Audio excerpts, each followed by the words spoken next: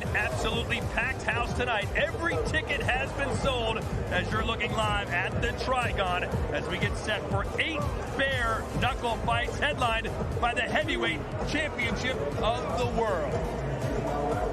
Hello, ladies and gentlemen. For the first time ever on BKB, I'm Todd Grisham working with Jimmy Smith. It's an honor to be with you, my man. Hey, great to be with you finally, not just in BKB, but on the night of a great card in Miami. Yeah, let's talk about the tip top, the world heavyweight champion, Gustavo Trujillo, the Cuban, 8-0 in bare knuckle, 8 first-round knockouts. But just 72 hours ago, he learned he was going to have a replacement opponent, but just not any replacement opponent. The former champ, the toughest task of his young career in Mick Terrell. Well, Mark O'Neill not able to get here due to visa issues. This is the man in Terrell, the former champion, who was on the plane, coming here already to observe, maybe challenge the winner in the Trigon. He was told the fight fell out. He wanted this fight.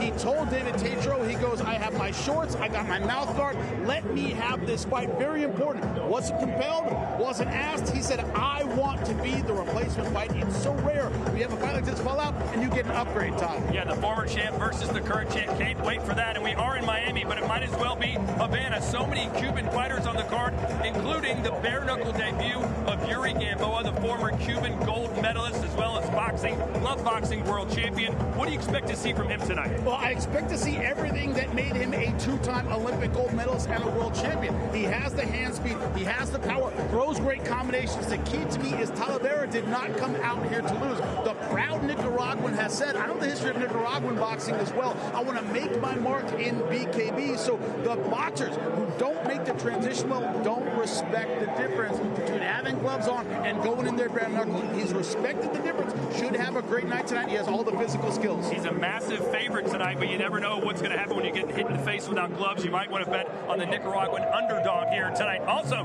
making their debut tonight from MMA, Aspen Ladd here in BKB. She's had one bare knuckle fight. She's a special athlete. Yeah, she is also. She talks about the weight cut to 135 was killing me. We were on stage talking. She is hydrated. She is big, strong, powerful. We saw in her bare knuckle debut, she has the power to finish anyone at 140 pounds. She has eyes on the title and says, I'm midway through my career. This is not the end. All right, let's look at tonight's rain bet odds. So many options for you to bet on. Jimmy, call me crazy, but I would load up on every single underdog and see what happens. Absolutely. If you saw our TikTok prelims, a knockout can happen at any time. But look at the main event. 72 hours notice, and we have a pick-em fight according to the odds makers. But you are right. Pick any underdog on here. They are all absolutely live. All right, let's check in for the first time tonight with Garrett A. Davies.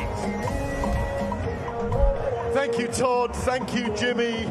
We are about to witness something special, and I have the terrific triumvirate with me right now. Fernando Jr., Emiliano, and Amado Vargas. Great to see you guys. I'll come to you first, Fernando. Your debut in London. You back in the gym yet? I hear you might have had a few issues with your arms. Yes, no, absolutely. We stay in the gym. You know, Pops, he ain't gonna allow us to have a little bit of slack. I got this mallet finger. I know you guys saw that shit. That shit went viral. I don't know what the fuck a broken pinky looks like, but apparently it's not broken.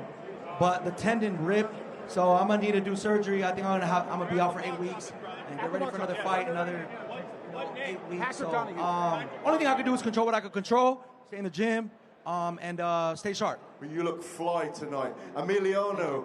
You fought here before. You're part of our commentary team again tonight. You fought here before, didn't you? Yeah, it's easier than getting a punch in the face. I like doing the commentating. But yeah, I was here. It was an amazing venue. Every seat here is a great seat. I'm happy to be back. Like I said, it was a 45-second knockout. And the fastest. On the Teofimo fight here, I was on the undercard, so it was a great experience for 2 years ago. But now we're back, so just an amazing crowd, amazing atmosphere, and I'm excited. That means one fight away from being a world champion. This guy, he's the GOAT. He's the GOAT. Amado, you appeared in the Trigon before you even fought. There's a guy on this card tonight, Alberto Blas, a Cuban, very popular, defending his super featherweight crown. You were kind of calling them all out before you had a chance even to take your first victory in London. You going to get in there again tonight and give her a few words? Man, you know, he's a champion or no? He's the champion. Okay, he's the champ. Much respect to the champ.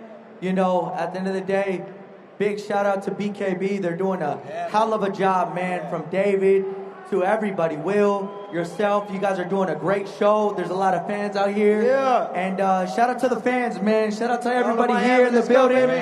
You know, you guys are beautiful people. And, man, I can't wait to be back in the Triangle in October. Wow, that's good news. Fernando, this is a Super Bowl of a cards.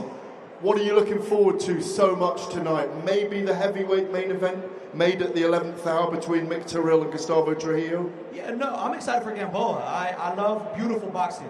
And I think Gamboa, you know, he's a decorated amateur world champion.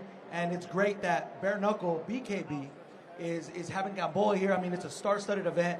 You have the heavyweights. I didn't even know Terrell, the one I commented off of, he's fighting the heavyweight. So you got a little look, and I'm telling you like this: when you're getting ready for a fighter, you get sparring a certain look, a certain way. So look, that's how Andy Ruiz made his name, and you know, it's calling for an upset. It's the biggest heavyweight fight in bare knuckle history. Former champion against current champion. Yes. 2 generations, 2 sharpshooters, 2 snipers in there.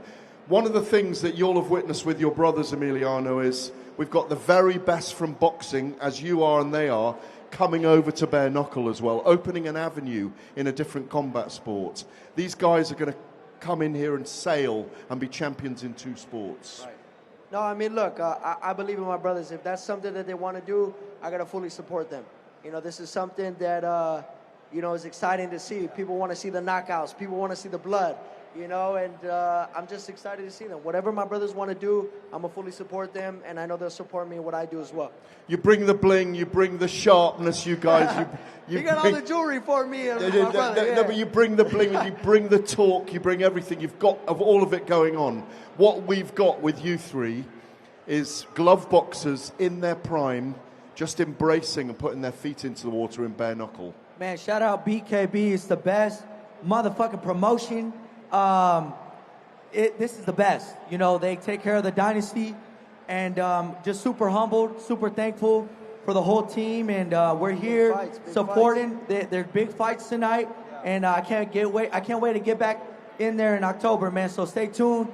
We're gonna do another Michael Jackson. You don't know what I'm gonna do, so just tune in, all the fight fans. Jackson move. Tune in. You are the perfect segue. Talking about dynasties, this is the dynasty that we shall see ongoing and ongoing. It's great to have you with us, Vargas boys, and we look forward to your presence here tonight. Gents, it's back to you. Thank you. By the way, dynasty is English for American dynasty. Dynasty, same thing, same thing. Different. He speaks a weird English version of English.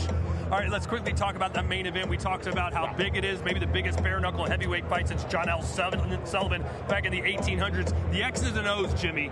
Who's going to take what's it going to take for each of these guys to be successful? You have 2 options with a late notice fight. You throw everything you got in the first couple rounds because you didn't have a full camp, or you take your time, you pace yourself, you stay behind the jab, and you make the gas you have last. Given the styles of these 2 fighters, I think it's going to be the first one for Mick Terrell. Is going to come out blazing in round number 1. The problem is Trujillo, all of his fights, knockouts in round number 1, so he has the ability to finish quickly. But Mick Terrell, you see it right there on the screen, does have good defense, does have good control of range, can make you miss as well. And I think if you make the big Cuban miss, frustrate him a little bit, get inside his head, because Terrell is going to feel the energy of this crowd. A lot of times it can make you take some unnecessary risks. But I'm telling you, Trujillo, with that right hand, he is an absolute sniper. The uppercut, the straight right, his timing is good, his accuracy is good. It's a dangerous weapon that Mick Terrell is going to have to stay away from, especially early. That's why it's a coin flip fight.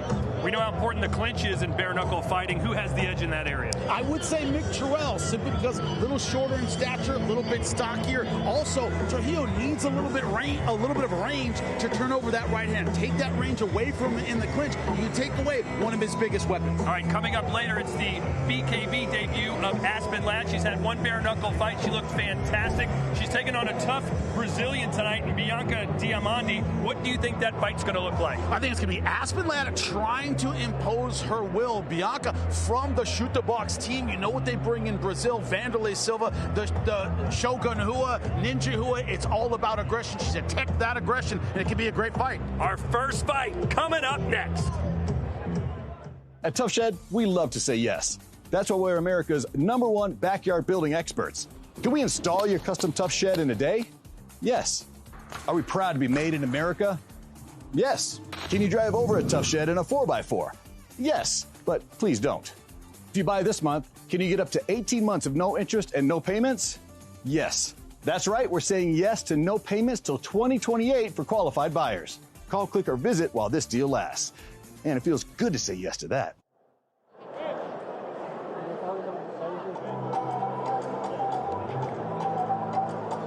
Fighting out of the blue corner en la esquina azul, Ryan Spivey.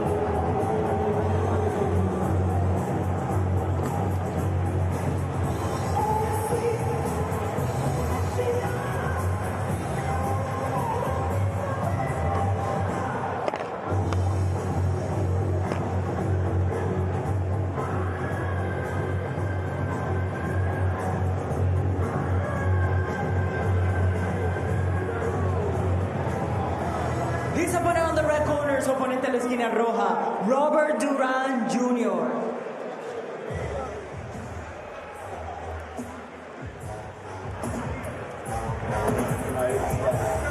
Here comes the son of a legend. So much pressure on the shoulders of Robert Duran Jr. How has he handled it so far?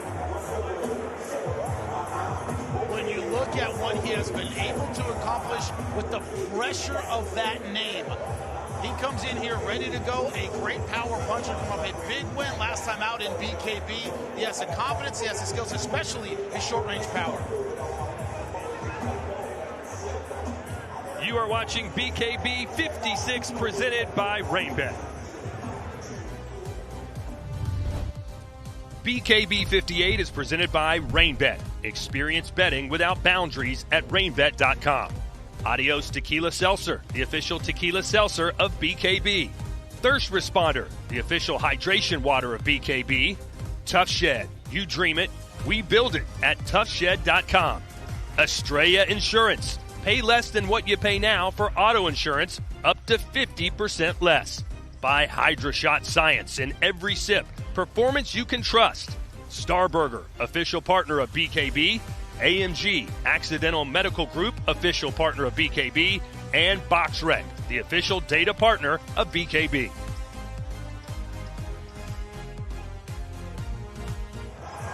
It's time for our tail of the tape, our first fight of the main card, as Ryan Spivey takes on Robert Duran Jr. He's 37 years old, 5'9". Spivey will enjoy a 3-inch height advantage and a 3-inch reach advantage as well. Can he use that to beat the son of a legend here in this super welterweight showdown? Ladies and gentlemen, welcome to the Unforgiven Trigon live from Miami, Florida. And now it is time to move forward to the main card of the evening, la tarjeta estelar de la noche. Our first contest, scheduled for 5 3-minute rounds in the super welterweight division. 5 vueltas en la división peso super welter. Los jueces son, the judges are John Rupert, Robert Edgehill, and Manuel Marquez. Presentado por RainBet and Accidental Medical Group. Fighting out of the blue corner, wearing black and red, he weighed in on 153.6 pounds, holding a professional record of 4 victories, 3 by way of lockout, and 2 losses. Representing England, Ryan the Bull from home, Spivey.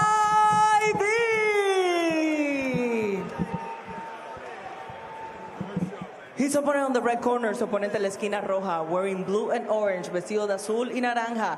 Su peso oficial, 154.6 libras. His official weight, 154.6 pounds. Carrying on a legendary bloodline and a record of 3 victories and 2 losses. 3 victorias a solo 2 derrotas. Fighting out of Miami, Florida, Robert El Gorilla Duran. The referee in charge, Christopher Young. Listen, Jimmy, both your trunks are very, very high. So I'm considered good here. This is good right here. Okay, Jimmy, you should structure in dressing room. You got a tough, clean fight. Be my commands of all time. Protect yourself all the time. Touch him up. Ryan Spivey saying that Duran's going to try and drag him into a dogfight, but he's too smart and skilled for that. Duran answering by saying he can run, but he cannot hide. Here we go. Round 1. Duran in the blue and orange, Spivey in the black.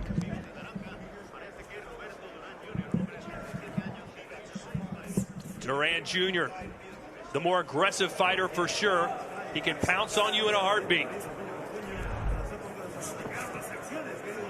Spivey trying to use that height and reach to his advantage. Says he's addicted to bare knuckle. Has had 6 bare knuckle fights, 4 and 2, 3 wins by knockout. Duran missing with that right hand. And Duran needs to get in tight. That's where he is good, is in close with hooks and power punches. Duran just missing with that left. The clinch so important in bare knuckle. As long as you're in an active clinch, you can continue to fight before the referee breaks you up. Big right hand to the body, countered by Duran Jr.'s right hand. Spivey was supposed to be a sticker and mover. But he's got to use that right hand to kind of keep Duran at distance. Good job with the body shot. The question is that going to be enough? Duran started with a jab, tried to go upstairs, just missed. Starting low, finishing high. Looks like Spivey's got something wrong with his leg. Not sure what happened. 2, 3. His leg is not working. Looks like it might be a knee injury. 6. They're going to call that a knockdown. 8. Spivey says, I want to keep going. How unfortunate this would be if he had a leg injury. Might want to He cannot push off his rear leg. He's down again. The referee may have to stop this. Really unfortunate for Spivey. 6, 7. This is all but over if he can't put weight on that leg. That's it. That's it. And they will stop it. Not the way Duran wanted to get the win. But nevertheless, he picks up his 4th victory in BKB. Give him a stool. Give him a stool. I mean, he got it done, but it's unfortunate the fight went that way. I'd like to see a replay of it, but it doesn't look like it was caused necessarily by a shot, but I've seen that happen before in the sport. Yeah, his leg just wasn't working. Didn't seem to be in a ton of pain. He just couldn't put any weight on it. Complaining about the outside of his right knee. Well, Roberto Duran said his dream is to become BKB champion. He's got another win in the column. Yeah, well, that's the difficulty. Is that he was kept on the outside enough that he couldn't really use power. See, it's hurt here. It's already hurt by the time Duran throws that combination. It was right calling it a knockdown. He was hit by a punch, but it hurt him already when he was pushing off that rear leg. Yeah, it looked like as he was trying to use the right leg to push off, as Jimmy mentioned, to launch into a punch, it just gave out on him. Really unfortunate news for the 27-year-old, who's a construction company owner, fights out of Kingston, Upton Hill in England. He'll head back across the pond, very disappointed after dropping a decision to Roberto Duran Jr. because of a right knee injury. We'll be back right after this. I can't diagnose, but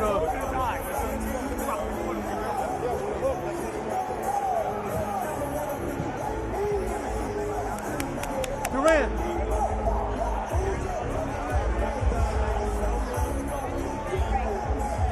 3-minute break? Okay. We have 3-minute break, my bad. You want to take this place and continue to fight? I'm good, Bob.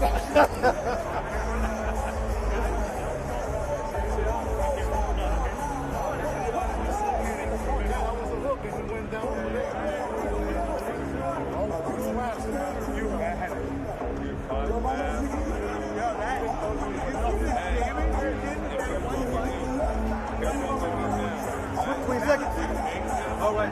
Well, I'm letting him go stay where he at. He's having a hard time standing. Yeah. 15 seconds.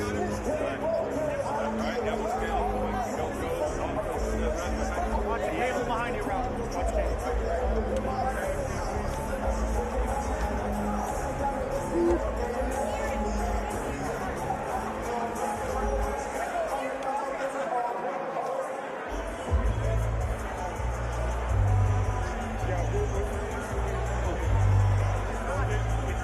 I thought coming after you.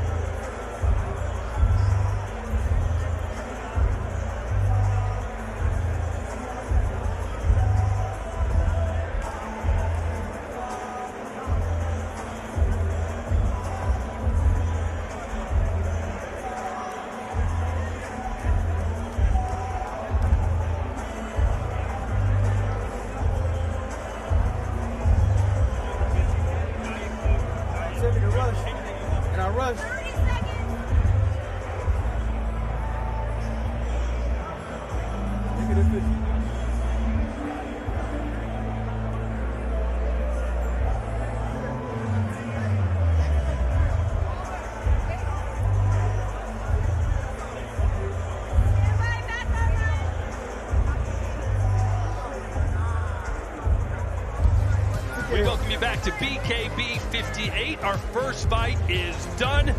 Let's go into the ring as Beatrice makes it official. Roberto Duran Jr. winner by TKO. Ladies and gentlemen, referee Christopher Young stopped this bout at 1 minute and 49 seconds of round number 1. For your winner, by knockout, Robert Duran!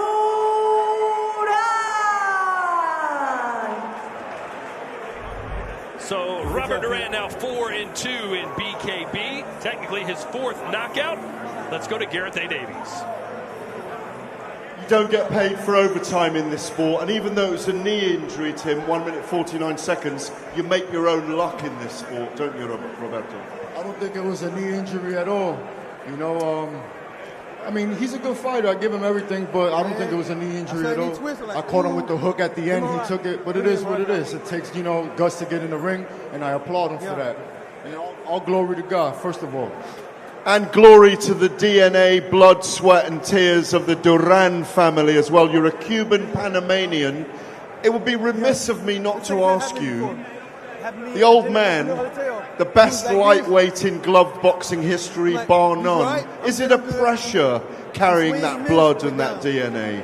It was when I was boxing, but now I'm in bare knuckle, and this is my time, my legacy, and I'm gonna leave it here, you know. But my father, one of the best.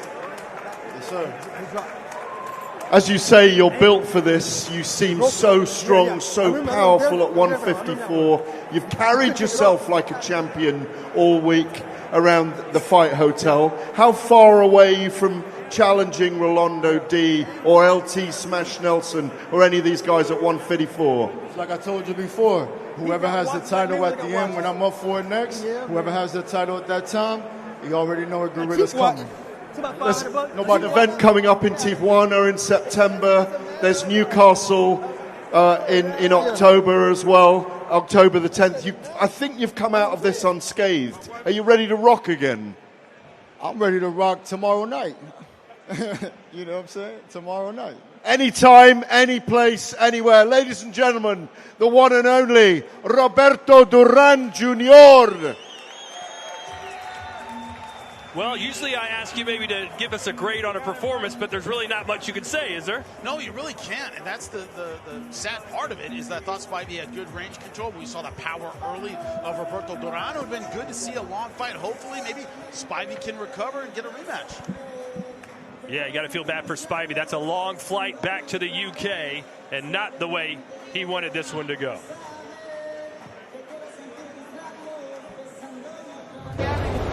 Coming up later tonight, the champ is here. Gustavo Trujillo, 8-0 in BKB, 8 first-round knockouts. Now, a proud champion at the weigh-ins was hyping the crowd, talking about bringing hope to the people of Cuba. He feels like he's fighting for more than just himself when it comes to his performance in glove boxing and in bare knuckles. So, got a lot on his shoulders, he can carry it.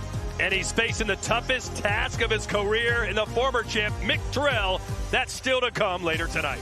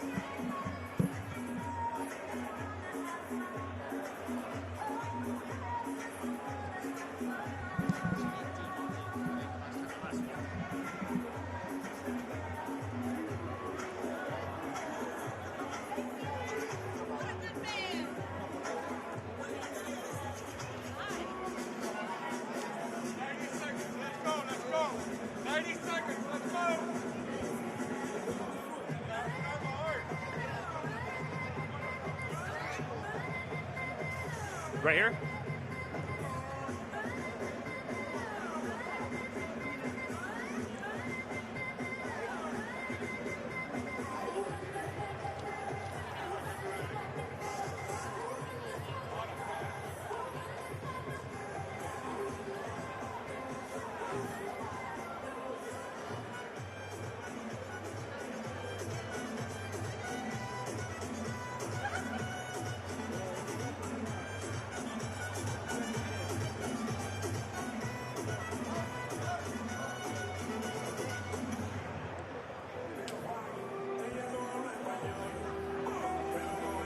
Can you hear us, Jamie? Can you hear me?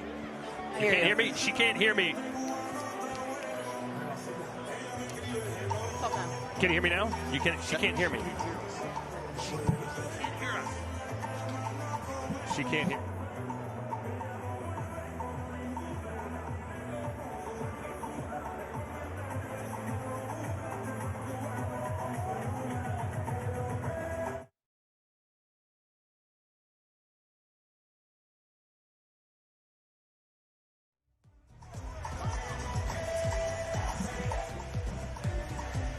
We welcome you back to Miami, Florida. Our first fight of the night, a bit of a dud as a fighter blew his knee out. This one, we promise you, will be much better as Aspen Ladd makes her BKB debut. The MMA star making the jump to bare knuckle, taking on the established Bianca Diamante. Diamante is her nickname. This fight in the super lightweight division. Let's go into the ring now, and Bianca. Fighting out of the blue corner, Bianca Diamante.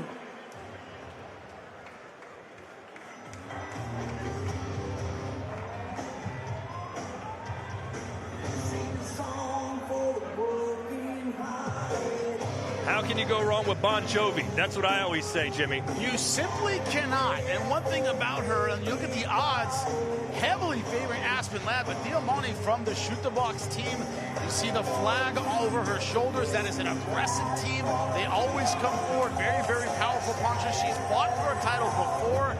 Didn't quite throw enough in that fight. Didn't take the space away from her opponent. Can she do that tonight against Aspen Ladd? To me, that's the question of this fight. Diamante did score a late knockdown in that fight against the champ, but wasn't enough to get that victory. She looks to bounce back tonight against a very well-prepared and established mixed martial artist, Aspen Ladd, who will be fighting at bare knuckle for just the second time. What does Diamante have to do tonight? Control the range, get inside the power. The one thing about the Shoot the Box team, and I know for their footwork, they don't angle a whole lot, they don't move very much. She has to maybe add in a little bit of that footwork because it's going to be about range control. I don't think she can win a firefight with Aspen Ladd. Very strong at 140. Diamante said that she doesn't like relying on the judges. She wants the knockout tonight and promises to be very aggressive. Her opponent on the red corner, Aspen Ladd.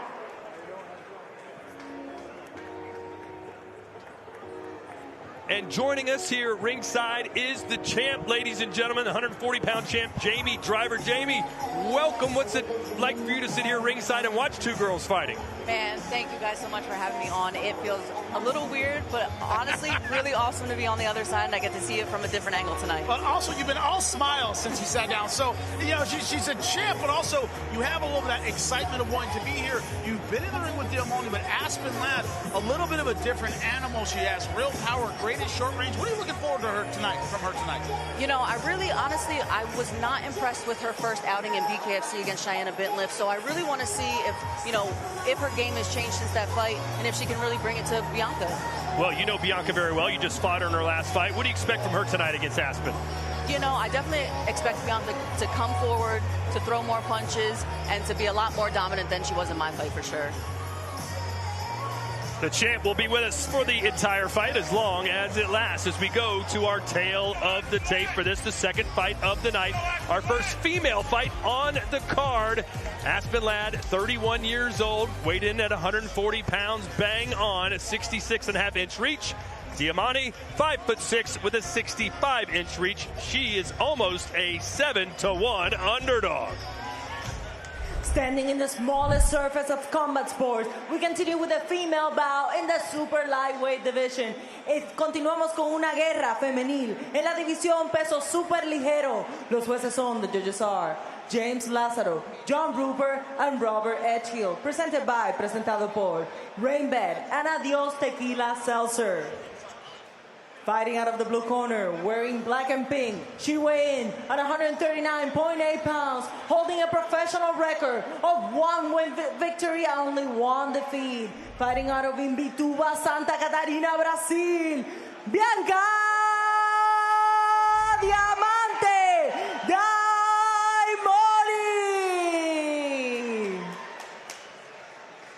Her opponent on the red corner, wearing black and gold. She weighed in 140 pounds. Tonight, she enters the Trigon undefeated as a pro with 1 victory. From Pollock Pines, California, Aspen Ladd.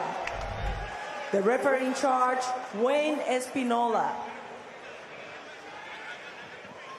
All right, ladies, you know the rules. Obey my commands at all times. Protect yourselves at all times. You want to now, shake hands.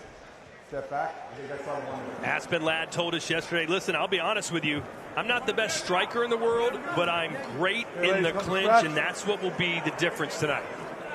Normally against someone without any MMA experience, I would agree that she would have the clinch advantage. But Diamante, once again, Shoot the Box team and MMA veteran in her own right. She knows how to use the clinch effectively. She's a black belt in Muay Thai, so she's great in the clinch. That's exactly actually where I broke my arm, was in the clinch against her. So honestly, I feel that this fight is going to be a very inside fight game, clinch game, very clinch heavy tonight. Yeah, you just saw an example of that right away as both women started banging away on the inside. Aspen Ladd has a Bit of a different defensive, almost a Philly shell going on there, Jimmy. Yeah, trying to use her shoulder to defend, rolling into her punches. A lot of confidence in her left hook so far. I see that, she has to keep putting that pressure on her. She's got to keep throwing that, but you know what? I'd like to see the ladies change the levels a little bit. Come down to the body and come right back up top. Diamante pushing forward. She promised to be more aggressive tonight than she was against you, Jamie. Would she have had more success if she pressured you earlier? Absolutely not. I knew you were going to say that. But you know what? She's doing it tonight, and I'm really proud of her. I can see she's definitely worked on this, so I'm excited to see her back in here doing her thing. Yeah, Diamante trying to time that right hand over that left jab and hook of Aspen Ladd. She's trying to get that right hand in there. Very shoot the box move, those straight punches. That's what they throw. Very shoot box. And she was trying to do it on me, but I'm too tall, too long. She can't get in. But these guys are the perfect distance and height for each other. So if she can keep timing it and get it, she's definitely going to possibly drop Aspen. Diamante allowing Aspen to push forward, trying to fight off the ropes, lands a right hand. Looks like she's letting Aspen Ladd be the initiator. Good shot. Doing combos just like this. That's exactly what I was waiting for Diamante to do, was the catch and counter and just keep coming over. Aspen Ladd is busted up as Diamante letting her hands fly. She promised aggression, and she's delivering. Yeah, cut around the left eye already for Aspen Ladd. 10 seconds left. 10 seconds. Fight. Not a good start for the MMA star as Diamante is taking control here in round one. You keep catching you with the right hand, okay? So you got to stay inside, but you got to use your power shots. After you throw your hands, you got to roll out. She's countering you after you throw. You're landing good, but she's countering you. Well, you've heard from Jamie, and now you can see her. I think the attractiveness level of our broadcast crew went way through the roof. Way up. But definitely just went up levels. If that sounded quick, it's because they're only 2-minute rounds. Very, very fast. I don't want to say saved by the bell, but certainly Davis in when you look at that fight, Diamante, aggressive, throwing better combinations at the end than she was at the beginning. It seems like her confidence level kept growing throughout the round. Her confidence level went up, and she started to see the openings, and Aspen just kind of fell down and fell back. So if Diamante can keep the pressure on her, keep finding those little pockets, those little openings, she could take Aspen out this round. And Jamie, from your experience, when a fighter gets cut, does that usually inhibit them or make them a little gun shy, or does it usually make them be more aggressive? I've seen it go both ways, but usually in my case, it usually inhibits them, and they usually tend to back off the gas a little bit. Well, Aspen Ladd apparently not agreeing with that philosophy, as she's the one going forward again. And I'm sorry, if she thought she was going to have an advantage in the clinch, Diamante doing very well in these clinch positions. Big left hook there from Diamante. Are you impressed by what you're seeing so far, Jamie? I am very impressed by Diamante. I honestly thought Aspen was going to come in and be a little bit better than this from what I'm seeing, but Diamante is bringing it to her. Boy, that cut is nasty over the left eye of Aspen Ladd. Lucky placement. It's not over there. It's not going to bleed into the eye necessarily, but it's an easy target for the right hand that Diamante's been utilizing as a weapon throughout this fight. And if Diamante can just keep targeting that eye, keep making it worse, it's just better for her. Blind her. Time, my time. Out goes the mouthpiece. Everything's going wrong right now for Aspen Ladd and her BKB debut. Right, here we go. Fight. One thing Aspen Ladd does have, when you look at her bare knuckle debut, she does have fight-ending power. She does have, especially in the left hook. I think she's over-relying on it a little too much, though, in this fight.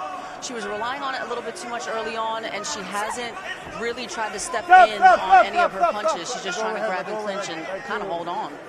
You can't do that here in bare knuckle. Aspen Ladd told us that she didn't come here to be in second place. She wants a title and promises to call out our co-commentator if she beats Bianca here tonight. I hope she does. But she's got a long way to go to get there. She's got some work to put in, boys. Oh, no, speaking of work, Diamante against you, when I studied that fight, of course, getting ready for this one, just didn't throw enough. That's one of those things you can fix in the gym. You can work on your volume more than you can other aspects of your game. She clearly worked on it before this fight. She definitely worked on her volume because you have to be able to touch your opponents, pepper them up, get the points. She wasn't doing that with me. She was staying a little too far on the outside and just not coming in. But nice right hand fight, she's coming in, she's landing. Shed, we love to say yes. That's why we're America's #1 backyard building experts. Can we install your custom Tough Shed in a day? Yes. Are we proud to be made in America? Yes. Can you drive over a Tough Shed in a 4x4? Yes, but please don't. If you buy this month, can you get up to 18 months of no interest and no payments? Yes. That's right. We're saying yes to no payments till 2028 for qualified buyers. Call, click, or visit while this deal lasts. And it feels good to say yes to that. We're back here in Miami as we get set for round 3, and Bianca Diamoni has looked fantastic so far through the first 4 minutes. Yeah, she certainly has. It's been about the right hands, about the volume, about the cut. You know exactly what that's doing to Aspen last game. You look at the graphics of the punches, landing and throw through round number 2. I like the mix there. She's kind of getting it all done. I like that variety in her strikes. That's what she's bringing tonight. It's straight out of the gate. Ladd walks right into a couple of power punches from Diamoni. Coming down in weight for Bianca was the perfect move for her. She's stronger, she's faster. This is a great weight class for her. What would your advice be right now for Aspen Ladd to try and turn this around? She needs to, like her coach just said, she needs to get on the inside, but she's got to use the inside, the clinch. She's got to use the uppercuts. She's got to use the hooks, more feints. She's so worried about shielding that cut right now that she needs to be focusing on getting those punches in and landing. It was just a cut. Now there's severe swelling on that left side as well. None of it right now affecting the vision, but an easy target for the Brazilian. Yeah, cuts, bruises, welts, you name it. Aspen Ladd's got it on her face right now. And unfortunately, once you're cut and once you're swollen, as champ, you know this, little stuff in the clinch isn't going to win back the rounds to the judges, right? Your opponent's landing just to cleaner, sharper shots. You can hear the encouragement and the instructions from Jim West and Thomas Fallon in the corner of Aspen Ladd. They want her to get inside and get in the clinch. It seems so far like Diamoni's just ready for that kind of style. She's been prepared to counterpunch. She kind of wants Aspen Ladd just like that to lead the dance and get in range where she can counter. And so Diamoni is using her range. Yes. Yeah, she's using her range and her feet very, very well to keep her right on the outside of her punches. Or if she wants her on the inside, she brings her in and she just keeps peppering her and getting that cut worse and worse. These 2-minute rounds in the women's division absolutely fly by. And there's a right hand from Diamoni. Again. It's Diamoni right now wishing she had another minute in these rounds. It looks like at the end of the 2 minutes is when she's really turning it on and landing well. And I think that's exactly where Aspen would completely fall apart. She would definitely get the knockout if we did 3-minute rounds.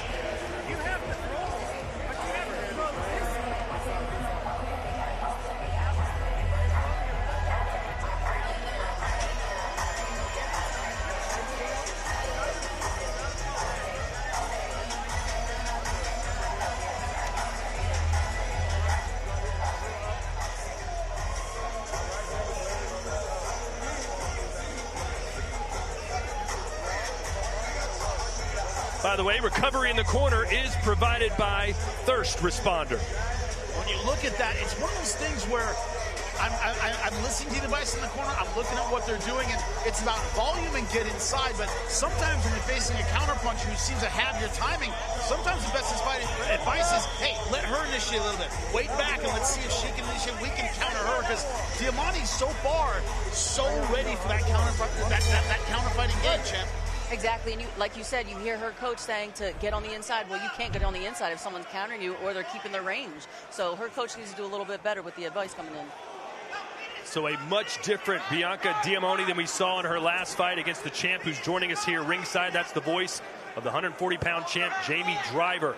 Jamie, do you think Bianca's looking this good because it's a different opponent? Because it wasn't you, or has she just really done the work in the gym? I'd say both, because these girls, none of them are on my level, but I can definitely see she has consistently put in the hard work, and it is showing tonight, guys. Now we're starting to see swelling under the eye as well. It's going to start affecting the vision. You know, when that depth perception goes, it's so hard to see, especially when you're the one throwing first. And so far, that's been the back and forth.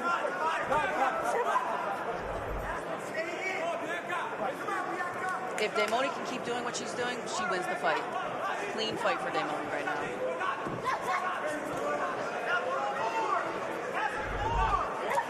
Good left hand by Ladd, answered in kind by Diamoni, but another good shot from Aspen. This might be her best round yet. That was a clean 3-2 from Aspen. They did very well. Also, we're in round number 4. The volume of Demoni has just been higher than Aspen Ladd. Also, takes more out of your gas tank. Can she keep it up for these last 2 rounds? That's a question. And I think Demoni, she looks just fine. She's not breathing heavy. Aspen, she's the one that's hanging on right now.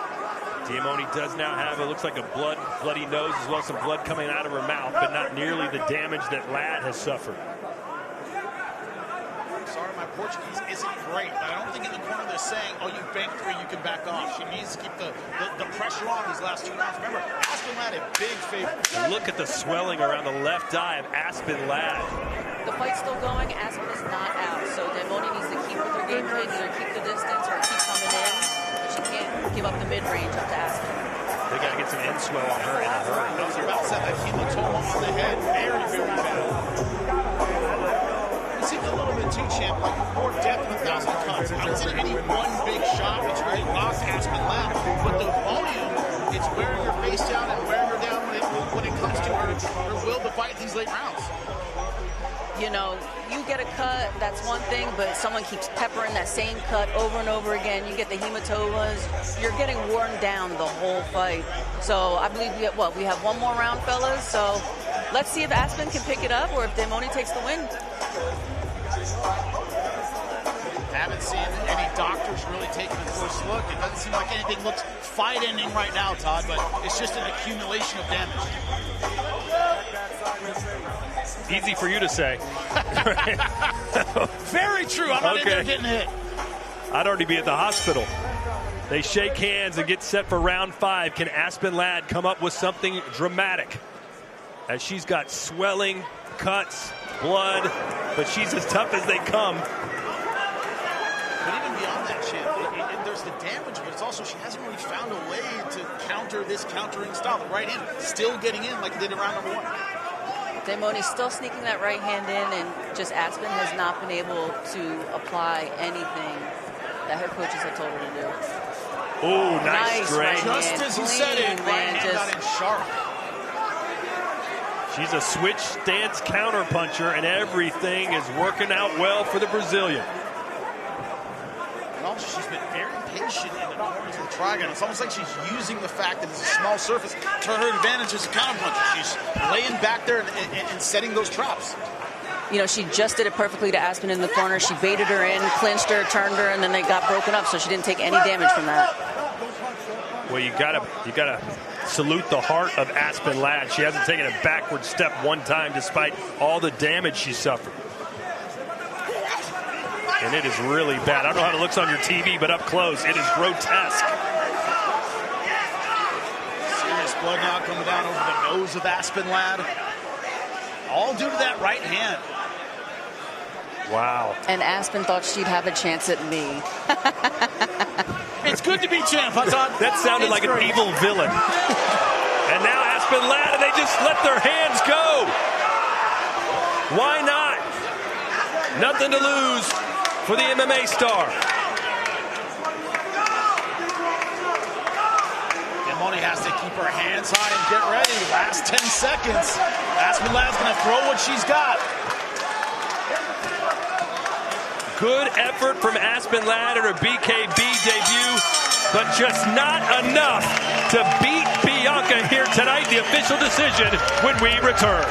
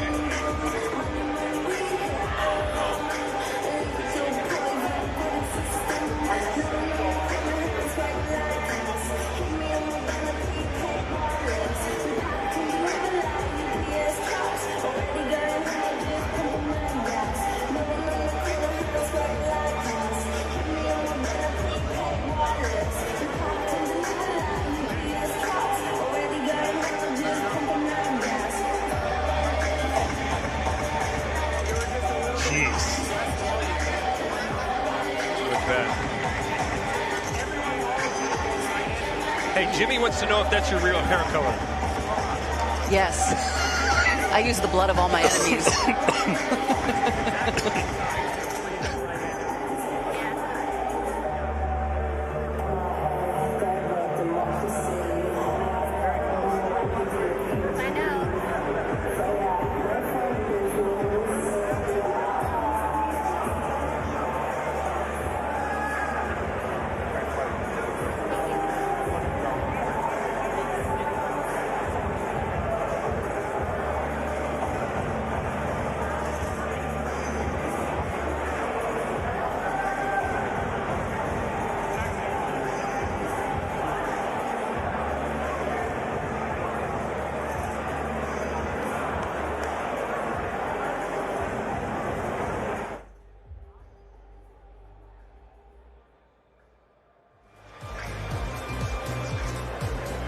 We are back here in Miami, Florida, as we just wrapped up Bianca Diamoni versus Aspen Ladd.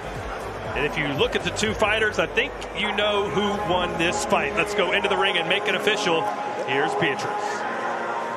Ladies and gentlemen, after 5 rounds of action, we go with the judges' scorecards.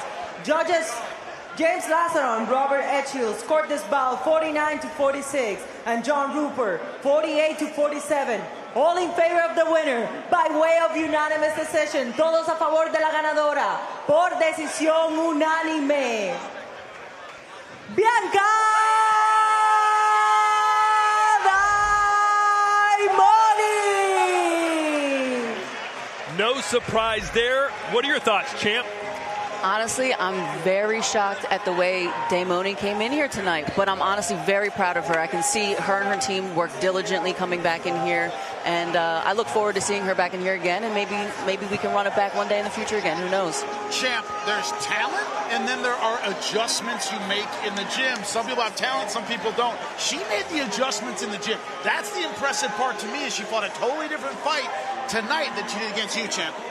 That's where the IQ comes in. Like you said, you have to have a high IQ to adjust and adapt into this in the Trigon, and some people just can't. Tonight, Aspen couldn't. And the key was this, is luring Aspen Ladd in and landing those beautiful straight punches right over the shoulder, letting Aspen lead the dance. That was smart, champ. It was beautiful work. She just kept coming right over top with that too, and she just kept hitting Aspen over and over again with it and connecting. The first time around, when I studied her, once again, your fight, previous fights, that shoot the box style is like this. Straight punches, volume, Vanderlei Silva style. She didn't really fight that way against you. She went after it this time. To me, that was very impressive. You talked about IQ. She showed IQ with her countering, and she showed aggression and volume as well. She kind of brought it all together tonight, champ. She brought it all. But will she bring it again to me? That's the question. And by the way, when we were in commercial, she said her hair's red because of the blood of her enemies. That is probably the greatest thing I've ever heard from a champion. But it's the truth. It's the truth, guys. But you feel good about a rematch going in again, even if she comes in with this volume, this style, no difference in the outcome? No, there's definitely going to be no difference in the outcome. Absolutely not. Honestly, it's going to be worse for her. It's going to be a worse night the next time we fight again. Well, who do you want next, champ? Well, next, I'm going for Courtney Cameron for the super lightweight title. That's the next opponent. That's the next stop. So then I fight her. Then I'll fight Bianca. She can come try and fight for that title if she'd like. All right, can't wait for that. But right now, all eyes on Bianca Diamoni. Diamante gets the win here tonight. So that was our first and only female fight of the night. Now we turn our attention to the featherweight division, and this should be a banger. Could be the fight of the night. But first, we've got a special surprise.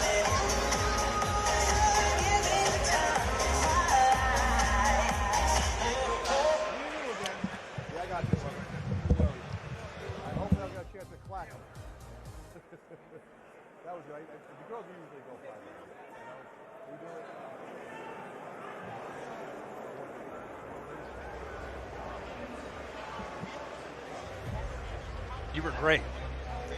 Ladies and gentlemen, Miami, I need your undivided attention as we have a very special guest in the house, a boxing legend. Please welcome Tyson Fury.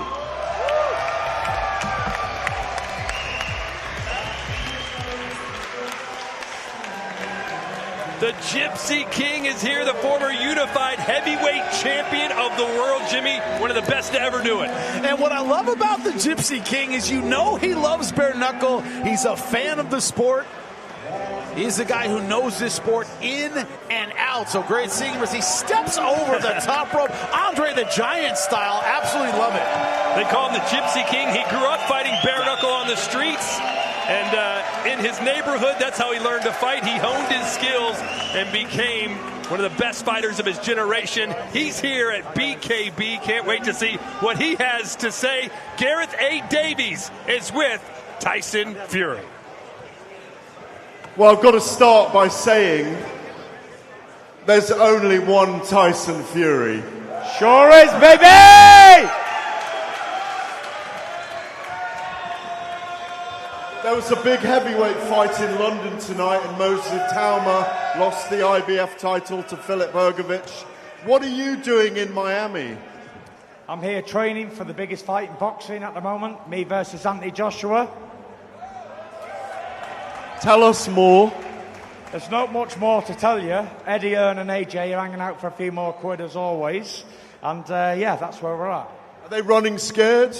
I don't think they're running scared, prize fighters, but yeah, when the deal's right, I'm sure they'll sign. So what do you do in the interim for that? Do you just stay ready and think about fighting AJ, and if it doesn't happen, you fight someone else and then you fight him later on? So I'm just keeping fit, staying out of trouble, and whatever fight arrives, arrives. Now, you grew up with bare knuckle boxing because travellers love a fair fight. It's how they settle disputes. It's in the culture. So this BKB bare knuckle is nothing new to you, is it? Nothing new at all. Someone said to me, is this your first bare knuckle fight? I said, I come out my mother's womb bare knuckle fighting. You've taken an interest in it. Obviously, you're an incredible guest of honour for us tonight, and thank you so much for coming. It rubber stamps an amazing moment. This is a Super Bowl tonight for us of bare knuckle. Great Cubans on the card. Mick Terrill, who you know, the British heavyweight, who was the champion in this, took the fight against the unbeaten Cuban Gustavo Trujillo on 72 hours' notice, Tyson. Get up, Mickey! What happens when someone takes a fight on with that much notice? You got to give him credit, you know. Mick's obviously over here on a few hours' notice, so he's come here and he's British. He'll put his best foot forward and swing away. Is that a man after your own heart? Anytime, any place, anywhere? Have a bag, will travel. Come on. There you go. Obviously, I don't want to say your career's coming to an end. I've known you a very long time. It's nearly 20 years I've been covering your career. Every career has to end. You said you could go on till you were 50 and beat everyone. You probably could. But who knows? But fighting retirement. I'm fighting retirement. I've retired more times than anybody in history and come back more times than any boomerang I've ever known. And here I am. I just turned 38 last week. And I'm still hungry for fucking smashing people's faces in, winning titles and knocking motherfuckers out. And that's what I do. You know, I'm aiming to become a 3-time heavyweight champion of the world very, very soon this year. And I believe it can be done. What about coming over? The Vargas brothers, Amado and Fernando, are boxing, the sons of the great Fernando Vargas. You're a historian of the sport. Victor Ortiz, Lee Selby. Could we ever see the Gypsy King not lace up his gloves and drop in here? Well, I'm a prize fighter. Show me the money! There's a certain Turkey al-Sheikh that loves you. He calls you the diamond of boxing. Could you make yourself the diamond of bare knuckle boxing for Turkey as well? Listen, get the paycheck out and I'll be here.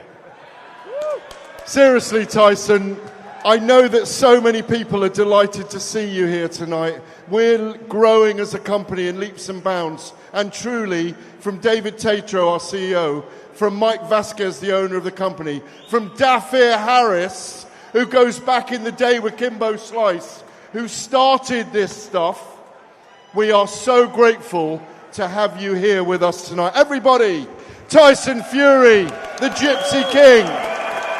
Thank you, everybody. Have a fantastic evening. and enjoy the fights. Good luck and God bless everybody. All the best. The one and only, eh?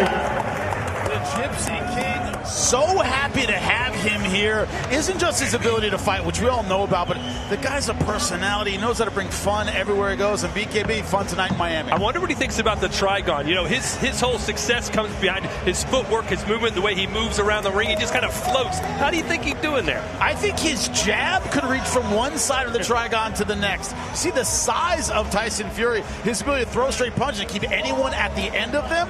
Oh my God, he'd be deadly here. Also, he'll knock you out in gloved boxing. When he can do bare knuckle, I don't see anybody taking his punch. And I love the fact that he's all behind Mick Terrell tonight and our main event for the heavyweight championship of the world. His compadre, right? A guy from... No, his mate. You don't say compadre, right? I am from Southern California. You say compadre, say paisan, all right? Okay. But the guy who comes from his neck of the woods, you know he's going to be behind him 100% in this very tough main event.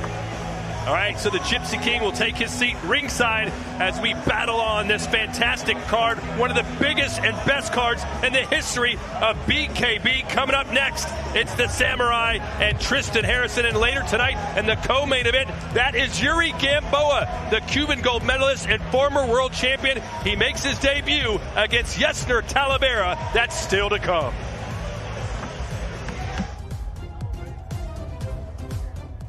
Be a part of history on Saturday, September 19th, when BKB and Sanford Boxing bring bare knuckle boxing and the mighty Trigon for the first time ever to Mexico for BKB 59, live from Auditorio Municipal de Tijuana. Headlining the epic night of hard-hitting action will be the first title defense of Tijuana's own BKB Super Cruiserweight champion Julian Fernandez. He takes on England's former BKB Bridgerweight champion, Dan Podmore. Plus, Puerto Vallarta's Ceci Ulloa battles Andy Wynn for the vacant BKB Super Flyweight title.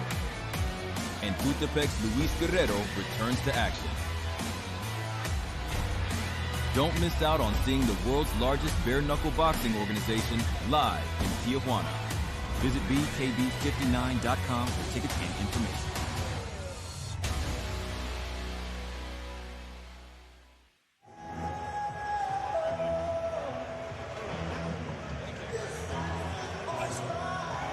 Mate.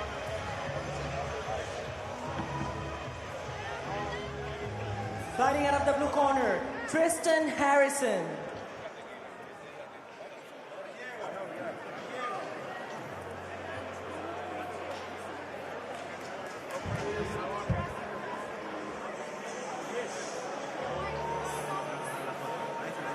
Here comes a three-time national Muay Thai champion making his bare-knuckle debut, Tristan Harrison. He says, listen, don't judge me by my inexperience. I know how to take shots with elbows in Muay Thai. I know how to take knee shots. A punch with a bare fist to the face is nothing for me. Also, I've seen his work in MMA. Similar thing, tall style. Has a little bit of that kickboxing, upright kind of style, but does throw a lot of punches. That's going to be key to the fight tonight. He cannot allow himself to get overwhelmed. And he talked about that in the fighter meeting. He knows about that you talked about, the experience disparity. He can't allow his punch count to be too low in round one. Tristan Harrison, one of the great nicknames around. His name is Tristan No Comparison Harrison. Absolutely. Anything that rhymes with your last name, absolutely great stuff. And also, it's the kiss of death, Todd. We see it all the time. They're happy to be here. Just want to be here. He's not that. He wants to win. His opponent on the red corner, su oponente en la esquina roja, Jean-Pierre Ramirez.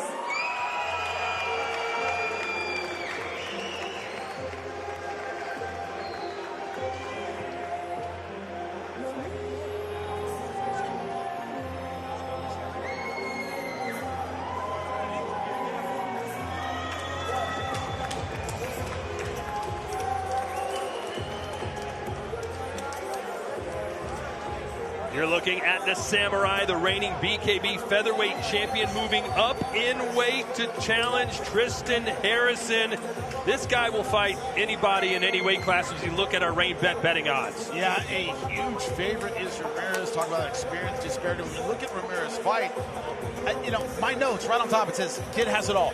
See it right here. He has the combinations. He has the counters, the head movement, excellent defense, does good body work. His footwork is there. The only thing is when these two guys squared off, when I hosted the weigh-in, man, Harrison's bigger. He's a big guy at this weight class. MMA guys cut a lot of weight, so he's got to overcome that physical disparity. He has a technique to do it. Jean-Pierre Ramirez, 7-0 in gloved boxing with 7 knockouts, 4-0 in bare knuckle with 4 knockouts. He wins everything by KO. Yeah, and that ability to generate power, even though he throws a lot of punches, that is a hard thing to do. Volume and power rarely go together. Here's our tale of the tape for the super featherweight showdown. Both men in their early 20s. Ramirez, a big favorite. He's 5'5" with a 65.5-inch reach. Harrison, 3 inches taller and about 3 inches longer. Let's go back into the ring and Beatrice. Ladies and gentlemen, we continue with another bare knuckle war. Continuamos con otra guerra a puño limpio. This bout in the super featherweight division. Este duelo en la división peso super pluma. Los jueces son the judges are Manuel Marquez Jr., James Lázaro, and John Rupert. Sponsored by, presentado por Star Burger and Brain Bag. Fighting out of the blue corner, wearing black and gold, he weighs in 130.6 pounds. Tonight, this power striker is making his bare knuckle professional debut. Fighting out of Aurora, Colorado, Tristan, no comparison, Harrison.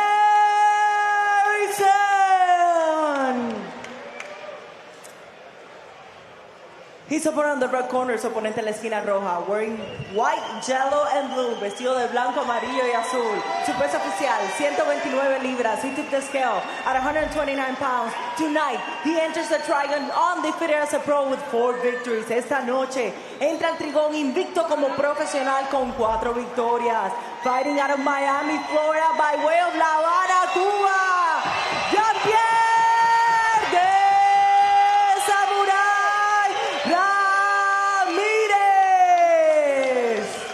The referee in charge, Samuel Burgos. All right, gentlemen, get the instruction from back, obey my command, protect yourself at all times. Right here is good, right here is good. All right, thank you. All right, hold up. Judge. Jean-Pierre Ramirez in the white, Tristan Harrison in the black. Talk about being thrown into the fire for Harrison's BKB debut. Here we go. Scheduled for 5 3-minute rounds. Jean-Pierre, one of those that look at his overall skill set. He's one of the top pound-for-pound guys. Right now, Harrison trying to be the bully early. Good strategy. And of course, Muay Thai, very clinch-based. He should be very comfortable. Look at this guy. When you look at the weight for both of these guys, throw it out the window. Harrison, the mud. Left hand, and Harrison goes down. I was about to say the bigger man, but Ramirez still the bigger puncher. Hey, you good? Harrison was doing well until that point. Let's see how he rebounds. Ramirez, a brilliant finisher. No one has made it the distance with him. Uppercut with the left hand, working the body as well, trying to set up that right. Harrison trying to buy some time. He knows what he's doing in there. What he has to do is get his legs back under him. He keeps that chin high in the air, doesn't he? He has a very tall kind of style. A little more kickboxing based. Yeah, very straight up and erect is Harrison. That means Ramirez, if he catches him clean, will drop him again. You can't bring your stance down in kickboxing. You'll catch a knee through the middle or a kick. So they tend to stand a lot taller. And right now, Jean-Pierre taking advantage of that. Body shot, right hand over the top. That's his combo. And man, they're just going for power punches. And he's down again. He's seeing stars and it's all over. 5 for 5 for Ramirez. The way Harrison's head snapped off the canvas, the referee knew this one was over, and he was right. Harrison's still down. The Samurai may very well be the best pound-for-pound fighter in this sport. Against a bigger man with real clinch skills. The combinations were fluid, accurate, powerful. Hard to find a gap in his game because that was a shot, ladies and gentlemen. Man. Combining all his boxing fights, this man is now 12-0 with 12 knockouts, and that one was one of the best he's delivered. If only he had confidence, Doug. If only that last minute. Oh, wait, he has plenty of that. If only he had charisma. Oh, yeah, he's got that. If only he had the crowd behind him. He checks off every single box. He said, I don't want to just be a 2-division champ. I want to win 3 division titles. And that was his combo. Left hand to the body, right hand over the top, but it was the left hook that sent Harrison into another reality. And Harrison was landing shots of his own. Moving backward, bang, check left hook. When you can generate power, and that's what a lot of the all-time great boxers did. They were able to generate power moving backwards, and Jean-Pierre Ramirez did that beautifully with this shot. Incredible performance by the Samurai. He's done it again, ladies and gentlemen. 5 bare knuckle fights, 5 KOs. We'll be back to hear from him next.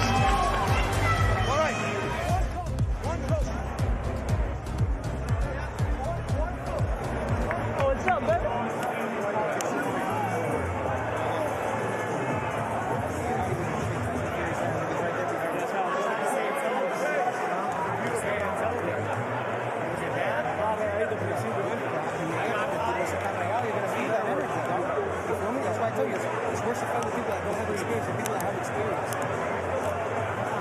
nervousness that they got. Just don't remember. They're fucking great, though. They're fucking great now. He's not used to this shit. It's happening to go. Good enough to stand up? Stand up now. Good fucking shit, my bro. I thought I made it out the first round at least. Great shit, bro. See that good work, bro. Thank you for the opportunity, bro. Thank you for having the boss and taking the fight. You're a fucking warrior, buddy. Yes, sir. I appreciate that. Hey, keep 12-0, bro. How's that feel? Okay. Let's go. We got caught. Yeah, part of the game. Yeah, I'm good.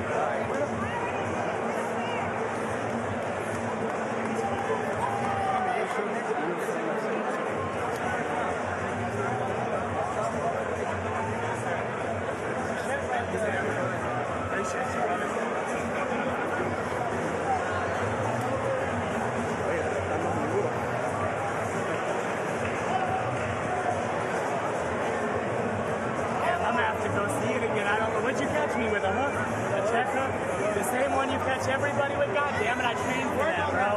I trained so hard for that, god damn it. Bro, 12-0 is legit. You the youngest bare knuckle world champion in history, bro. You're about to be a legend. Yes, sir. All for you.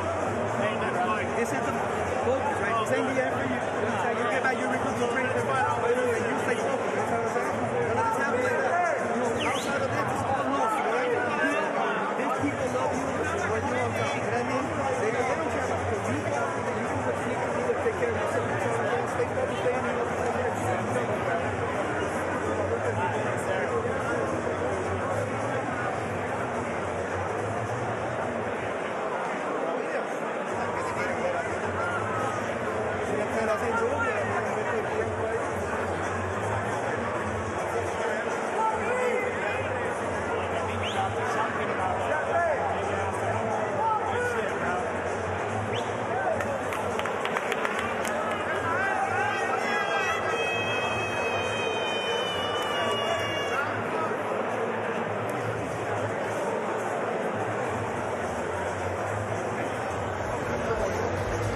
We welcome you back to BKB 58 live here in Miami. Champs everywhere, Jimmy. You got the former welterweight champion Victor Ortiz and the former heavyweight champ Tyson Fury.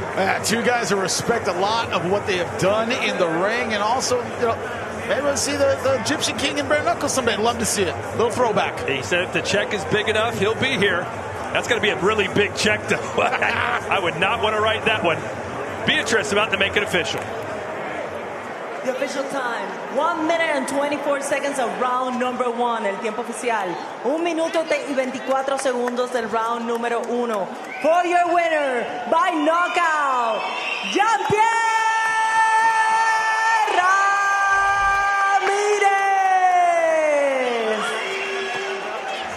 Ramirez! Jean-Pierre Ramirez. Can he get much better? Man, and what I love about him is it's matched by his ambition. He wants to be the pound-for-pound king, multiple titles, and we saw the skills. He can do it. All right, let's hear from him now. He's with Garrett A. Davies. Well, Jean-Pierre, an incredible performance again. You're already the featherweight champion, but you stepped up to fight at super feather tonight against Tristan, no comparison, Harrison. You said it would be a stand and bang contest. Man, you delivered. He also did. He said he was going to come out and fight. He did. Shout out to him for hopping the boss and taking the fight. Hey, shout out to my crowd out here. Thank you for the love. I love all of y'all. It's almost like a celebration, a coming out party for Cubans tonight, isn't it? Sir, this crowd is amazing. The love out is, you feel it, you can tell. You proved it at super featherweight. Do you go back down now and fight at featherweight, or do you pursue someone like Alberto Blas if he wins tonight? What do you do from here? I do whatever they told me to do. I defend my belt. It's the first time I fight at 130. Feel like I got to work a little more, feel a little slow. But hey, whatever they bring me, I'm going to take. It was 84 seconds of action, and I see the Gypsy King is over there. He was very, very impressed with your performance tonight. The Gypsy King, by the way, let's just have a... Fury, Tyson Fury. Oh, he's not answering you. He's too busy speaking to everyone. Like he's one of your heroes, isn't he? It's still an honor to fight and have you. Well done. Congratulations, brother. Well done. You're awesome. You are such an awesome fighter and a man. We love being around you. How big is bare knuckle going to be in the Cuban community? Bro, we're gonna take over. We're just gonna take over the whole fucking BKB, brother. That's what we do. The whole effing BKB. Jean-Pierre Ramirez, congratulations. There you go, brother. No fighter has seen round 3 against Jean-Pierre Ramirez tonight. They didn't even see round 2. Yeah, but that's his father, by the way. You talk about crowd support. He said he could feel the love, but what I love about it isn't based on his ability to necessarily throw heavy punches. It's combinations and accuracy, the kind of thing that's going to carry him through multiple weight classes. Power goes away as you change weight classes. Speed, accuracy, it's always there, and that's what he has in spades. Jean-Pierre Ramirez, one of the great young champions here in BKB. He's only 22 years old, and the Samurai is only going to get better. Coming up next, fan favorite Yuli Diaz from right here in Miami. This crowd is going to go crazy. He's got his hands full tonight, though, against Gilberto Fuentes. That cruiserweight battle is next. You're watching BKB live on Vice TV.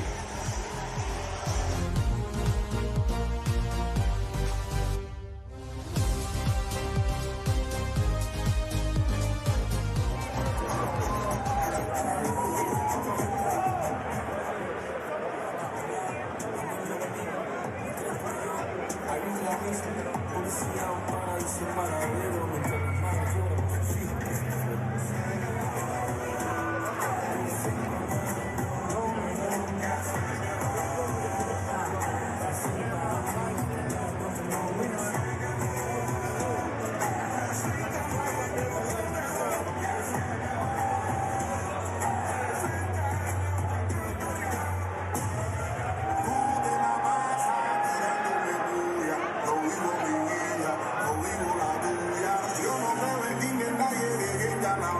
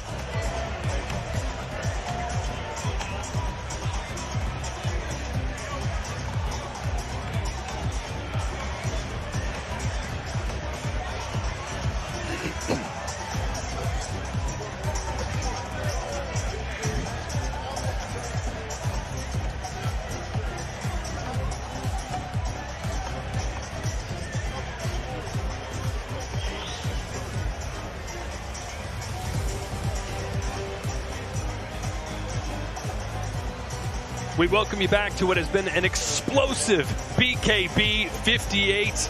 We've seen knockout after knockout. Each one seems to get more impressive than the one before. What do Yuli Diaz and Gilberto Fuentes have in store for us? We're about to find out as we go back into the Trigon at Beatrice. Fighting out of the blue corner, Gilberto Fuentes.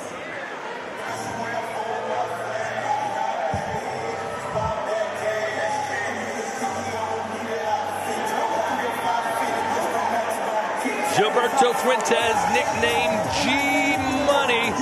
He's had one bare knuckle fight, one knockout, and despite those rain bet betting odds, Fuentes believes this is his fight to lose. Also, he is massive for this weight class. You see here, one of the things you lose on TV is a sense of perspective and how big somebody is. He is a giant for this weight class, bigger than Yuli Diaz, who's also a muscular guy, very, very strong.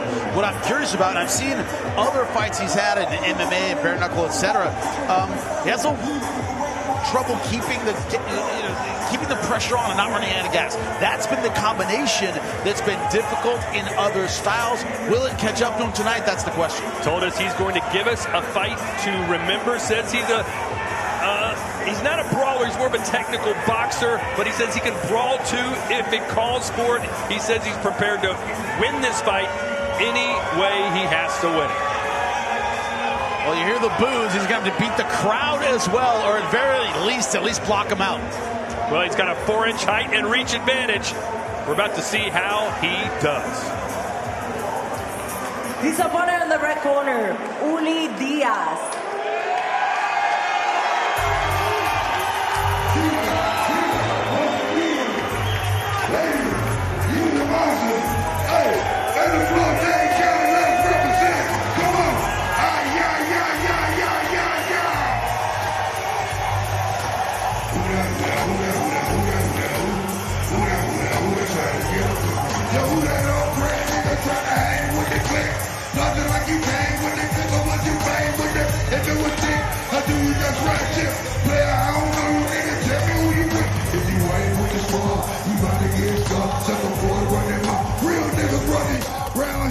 Being walked to the ring by JT Money. It's Miami's hometown knockout artist.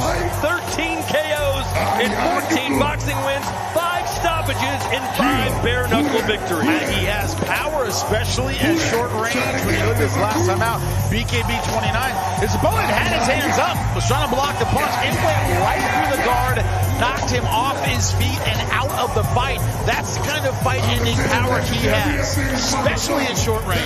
And he's got the mentality of I'll take 2 to land 1.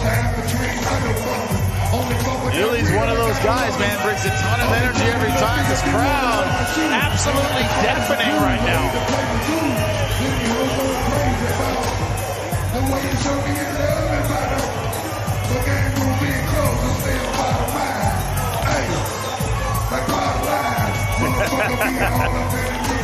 I wonder if this song's on Tyson Fury's playlist. Oh, Tyson Fury. I think he's going to put it on now. One of those guys, he appreciates a good bare knuckle scrap. I think it's exactly what we're going to have in this fight. All right, let's jump into our tale of the tape from this cruiserweight showdown. Yuli Diaz and Gilberto Fuentes. Diaz, 45 years old, 5'10", with a 73-inch reach. And there is the massive height and reach disparity enjoyed by G Money.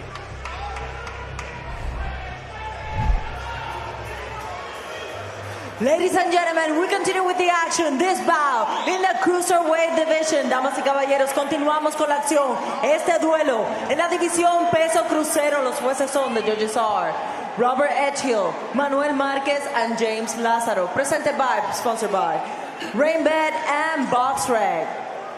Fighting out of the blue corner in la esquina azul, wearing black and gold. He weighs in at 185 pounds. He is an explosive cruiserweight powerhouse with 1 victory in his professional record. Una victoria en su récord profesional. Fighting out of Hialeah, Florida, by way of Camagüey, Cuba, Gilberto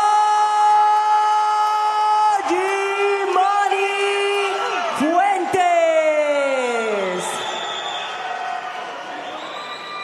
His opponent on the red corner, su oponente en la esquina roja, wearing black and yellow, vestido de negro y amarillo. Su peso oficial, 182.4 libras. His official weight, 182.4 pounds. With a devastating bare knuckle record of 5 victories, all by way of knockout, only 3 losses.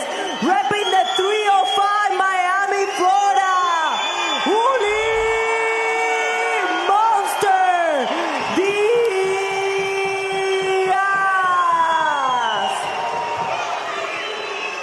the referee in charge, Christopher Young. You see such a dressing room. It's a tough, clean fight. And my commanders of all time, takes care of all time. Touch him up. This is going to be good. You see that height and size disparity, but Yuli Diaz not backing down from anyone. Which one are you ready? Which one are you ready? Bill! Yuli Diaz in the blonde hair. Fuentes, the bald guy. They look similar with all the tattoos and the trunks. Diaz, pulling his way into that range. Listen. That's called an overhook takedown. Okay. You're not whizzer, force him right to the ground. You're on the wrong show right now. I'm just saying. Swing and a miss. This is the fire that Yuli's going to have to walk through. Very powerful early. Trying to put his weight now on Diaz and wearing down. Good strategy. Fight like the bigger man. Make him carry your weight. Right now, Yuli Diaz trying to find a safe way in. He's eating some punches already cut. No. Yeah, Fuentes looking very comfortable so far. No intimidation factor at all, despite the massive experience disparity. You box a brawler, you brawl a boxer. Right now, Fuentes looking to brawl. He says he was more a technical boxer, but he's throwing recklessly. Good counter right by Yuli Diaz. Yeah, Diaz is busted open, trying to paw that blood out of his eyes. Good start here for Fuentes. Nice tight combination, good right hand. Everything going right for Fuentes. It's just so hard to play defense in bare knuckle. Right now, he needs a little bit of a breather. He's not getting that. And that cut is really bothering Diaz, and Fuentes has a bullseye to go after.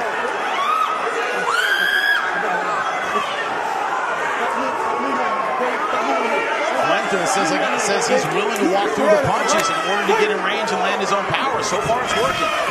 There's a right hand lands for Diaz, and a second one as they both come tumbling down.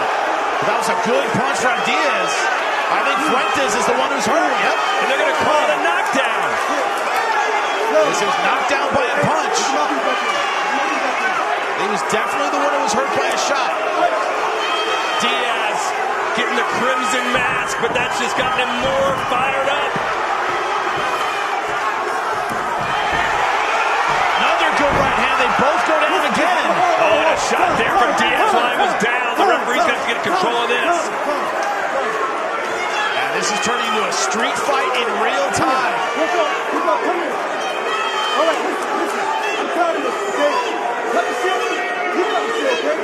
Look at the impact meter at the bottom of the screen. There's some big punches by Diaz that led to the knockdown, and after that, tough short punches, relying on that right hand. Bang! Boy, these things are going to take a lot out of these fighters. Who would you rather be right now, Diaz or Fuentes? Hard to say. I'd rather be the guy who isn't cut. And they're going to deduct the points. That's a 2-point round with the knockdown. That's tough to come back from in a 5-round fight.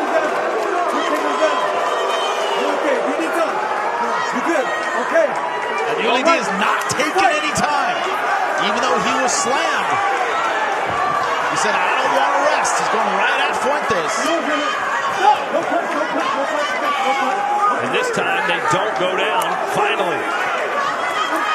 Oh, nice 1-2 combination for Fuentes. Diaz coming forward.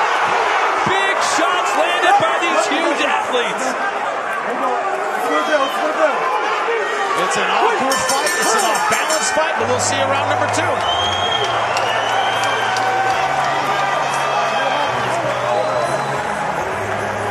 Yes, that's why we're America's #1 backyard building experts. Can we install your custom tough shed in a day? Yes. Are we proud to be made in America? Yes.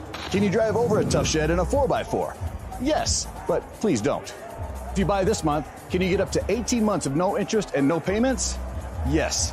That's right, we're saying yes to no payments till 2028 for qualified buyers. Call, click, or visit while this deal lasts. Man, it feels good to say yes to that. How are you good at reading your notes when they're covered in blood, Doc? Well, I have trouble reading even without the blood, but I tell you what, this fight is at everything. Yeah, and we're seeing it here. I talk about the awkward punches. When it's kind of a scramble and a mix-up, that's when Yuli Diaz is landing the cleaner shots. That was called the knockdown. I think that was the right call, Tom. Look at the right hand, right on the chin. They end up falling down. The referee saying the fall down was due to the punch. I think that's fair. Diaz coming forward again. It's the only way he knows how to fight. All systems go, but Fuentes is given as good as he's getting. There's a right hand, and down goes Diaz. Nice clean shot, caught him coming in. And this is where Yuli Diaz really has to dig deep. Diaz says he's okay. I don't know if I believe him. Fuentes looking for the biggest win of his brief career. This is where he wants to be, on the outside, stand behind the jab, and Yuli Diaz bowling his way in. It's the only way he's been able to find the range, and walked right into a shot there. Not going to call him that one a push. Now that could easily be scored a knockdown. Easily. Yeah. Look at Diaz. He's not all there. His face is an absolute mess. If Fuentes can just put a combination together, he can finish this one. Yeah, it's code red time for Yuli Diaz. In his hometown crowd, he goes down for a second time. I think Yuli's starting to wear down here. I don't know if he's going to get up from this one. It's over. Gilberto Fuentes, G-Money. In spite of the crowd, in spite of a very aggressive and game Yuli Diaz, he comes out with a huge upset win. He said yesterday that Diaz's time is done. It's now my time. And tonight he showed that may be the case. Look, if you're bigger, fight bigger. If you're more powerful, fight more powerful. That's exactly what he did. He used his range. He knew he was a bigger man.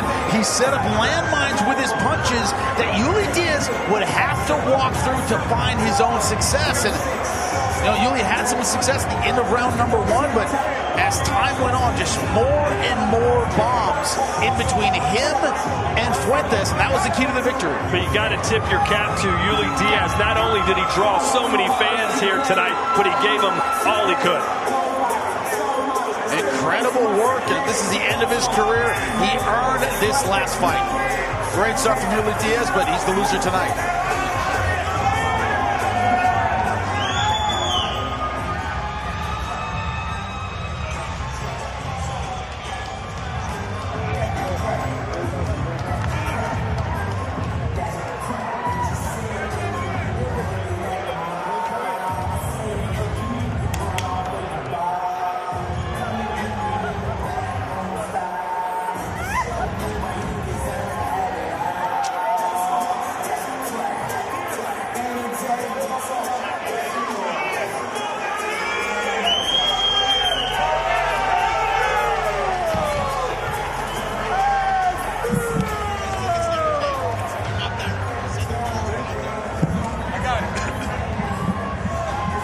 Film for 1 minute.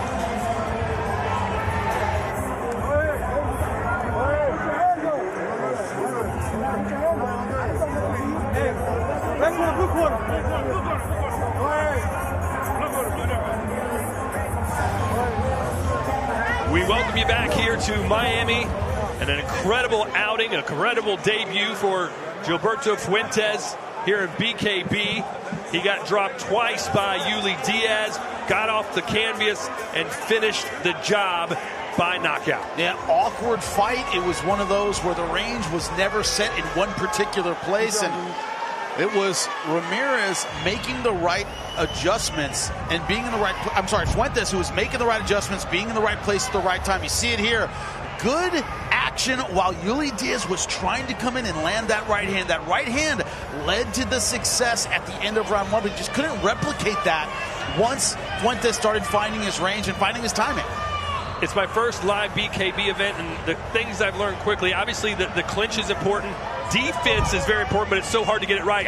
But to me, almost as important is how well you can fight going backwards. Yeah, exactly. And it's one of those things where he was forced back, but kept his feet underneath him. Good check left hooks, good right hands. He said, funnily enough, in the fighter meeting, that he was the boxer and he would take out the brawler. That's exactly what it did. He was able to negate the overhand right of Yuli Diaz. That was his success.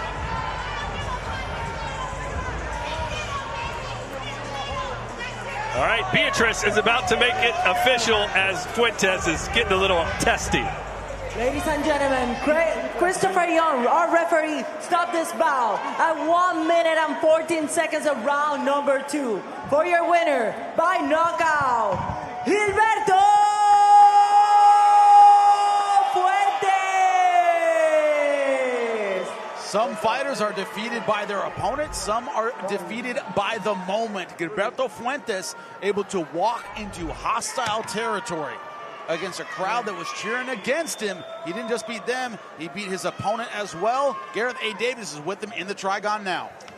I am with two warriors here in the Trigon right now. I just want to come to you first, Uli. You're a legend of the sport. You're a legend in the Cuban community. You're a legend in Miami. You gave everything there tonight. Tell us how you're feeling right now. And you've come back after time away and your son not being well. Tell us what you're feeling right now. You know, listen, I'm very proud of Gilbert. He did a great job. He got in here and did what he's supposed to do. I'm not proud of my performance. I mean, you know, again, there's no excuse. We came in here, we gave it everything we got. He did a better job. He was a bigger man. Nothing but love and respect to him. I know he's going through something similar I went through with my son, with his mom. So God bless him and his family. Congratulations on a big win. And it's nothing but love for him, man. Thank you, Uli. G-Money, tell us first of all why you're so unhappy after that. You don't seem happy in here. I am happy. I'm happy and I'm grateful. I'm grateful for Yuli for giving me this opportunity when nobody did. I'm thankful for a lot of things. Come on, Yuli. I got one more thing to say, man. Congratulations, Gilbert. A great fight. An amazing night right here in Miami in front of all our peoples, our friends, our fans, our family. And I just want to say I'm expecting a baby real soon. So, you know, I'm out here. I'm 45 years old. I turned my life around because of fighting. Fighting has saved my life. I came from prison, streets, gangs, to fighting professionally and being on the biggest stages with BKB. Thank you, David Tutrell. Thank you, Mike Vasquez. Thank you, everybody, for giving me this opportunity. Gilbert, you had an amazing fight. Maybe you have a great future. My brothers over here, you guys train. You know, I know everybody in Miami that trains with them. So, you know, it's crazy that we have to fight somebody from home, but that's what it is. Congratulations, and, you know, it's a big future. Ladies and gentlemen, let's give it up for our two great warriors. Our loser, but our winner, Ulises Diaz, and the winner in the fight, Gilbert G-Money Fuentes. Enjoy your night, brother.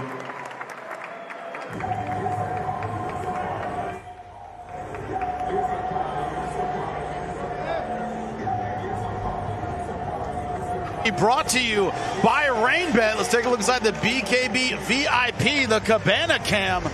I got to tell you, the crowd here in Miami has been absolutely outstanding.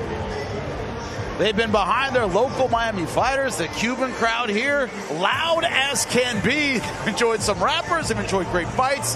It has been an amazing show here in Miami, and we roll on.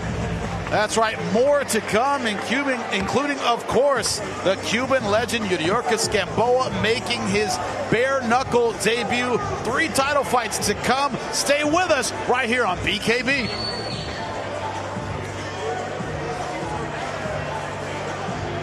All right, ladies and gentlemen, I'm standing by with the CEO of BKB, David Tetro. 7 knockouts in the first 8 fights, a sold-out building. This has to be one of the best events you've ever been able to deliver. This is a mega event for BKB. It's incredible. We have Tyson Fury in the house. What else could you ask for? On top of this card, we have an incredible heavyweight bout coming up. Gustavo Trujillo versus Mick Terrell. It's going to be amazing. And of course, Eureka's Gamboa making his pro debut in bare knuckle fighting, and you think about his background, a 4-time world champion, an Olympic gold champion, and he's going to step into the Trigon and try it with no gloves. All right, we have 4 more fights here tonight, but let's look at the big picture here for BKB. So many things to be excited about, including your relationship with TikTok. Yes. Oh, yeah. Our relationship with TikTok is now we're into our 4th fight with them. We're hearing back from them that our numbers, of course, tonight broke new records. We added Preacher to the cast. He's a hell of an influencer. Our 2 girls, Ellie Dempster and Taylor Feingold, drove the bus. They were accompanied by the 3 Vargas brothers. They brought great entertainment to our Gen Alpha, our Gen Z, and our millennial audiences. And we're really spreading the word of what BKB is. Everybody's tuning in, and it's just a hell of a partnership. Yeah, you're spreading the word. You're spreading the love around the globe. Coming up next, BKB heads to Tijuana, Mexico, in a unique relationship with Zanfer Promotions, the premier boxing promoter in all of Latin America. Yeah, I've done much work with Fernando Beltran over the years, and for us to be teaming with them, BKB and Zanfer Promotions, taking over Mexico with bare knuckle boxing, we're absolutely excited with it. We have the opportunity of debuting with our cruiserweight champion in Julian Fernandez in Tijuana, Mexico, defending his world title in front of a great Mexican crowd. Our plans with Zanfer are going to be to expand in 2027. Mexico City, Cancun, Guadalajara, you name it. We're going there. Zanfer is our anchor. They're bringing us great fighters. It's a great partnership. Yeah, not only south of the border, but obviously across the pond. London, one of the homes of BKB, but October 10th, you'll be heading to Newcastle. Why are you deciding to go to some of these smaller cities in England? Well, we have a gym in Newcastle, the BKB gym. It's run by Mick Terrell, who's on top of the card here, facing off against Gustavo Trujillo. He'll be on top of that card as a heavyweight fighter. Win or lose, he's going to fight again on October 10th. We're bringing over Jojo Diaz from the U.S. We're bringing over Adele Altamimi from the U.S. And it's going to be a world title fight at the 154, where Scott McHugh is facing off against Rolando D. That is going to be a great, great fight. Scott McHugh sells tickets all over the UK. He's from Leeds. Newcastle is close by. We're going to sell out the house, and that's why we're going to Newcastle. Well, hey, you brought me in tonight, my first BK event. It's been spectacular. Thank you so much for what you've done for BKB, and what do you have in store for us for 2027? Are you going to be able to top 2026? 2027, we are going to be just around the world. We're going to be in the US, the UK, into Mexico, and we're looking at other territories, France, Spain. It's off the hook. And like I said again, we've got Tyson Fury in the house. He's validating what we're doing here. He could become a brand ambassador for BKB. We're going to take a real close look at that. Well, congratulations on everything you've done here. David Tetreault, the CEO of BKB. Thank you so much, Todd. We have more to come. Of course, the Cuban legend coming back, but that's not it. That's right, coming up, the cruiserweights, heavy hitters. Join us at BKB. More knockouts to come. Stay with us. Be a part of history on Saturday, September 19th, when BKB and Zanfer Boxing bring bare knuckle boxing and the mighty Trigon for the first time ever to Mexico for BKB 59, live from Auditorio Municipal de Tijuana. Headlining the epic night of hard-hitting action will be the first title defense of Tijuana's own BKB Super Cruiserweight champion, Julian Fernandez. He takes on England's former BKB Bridgerweight champion, Dan Podmore. Plus, Puerto Vallarta's Ceci Ulloa battles Andy Wynn for the vacant BKB Super Flyweight title. And Tutepec's Luis Guerrero returns to action. Don't miss out on seeing the world's largest bare-knuckle boxing organization live in Tijuana. Visit BKB59.com for tickets and information.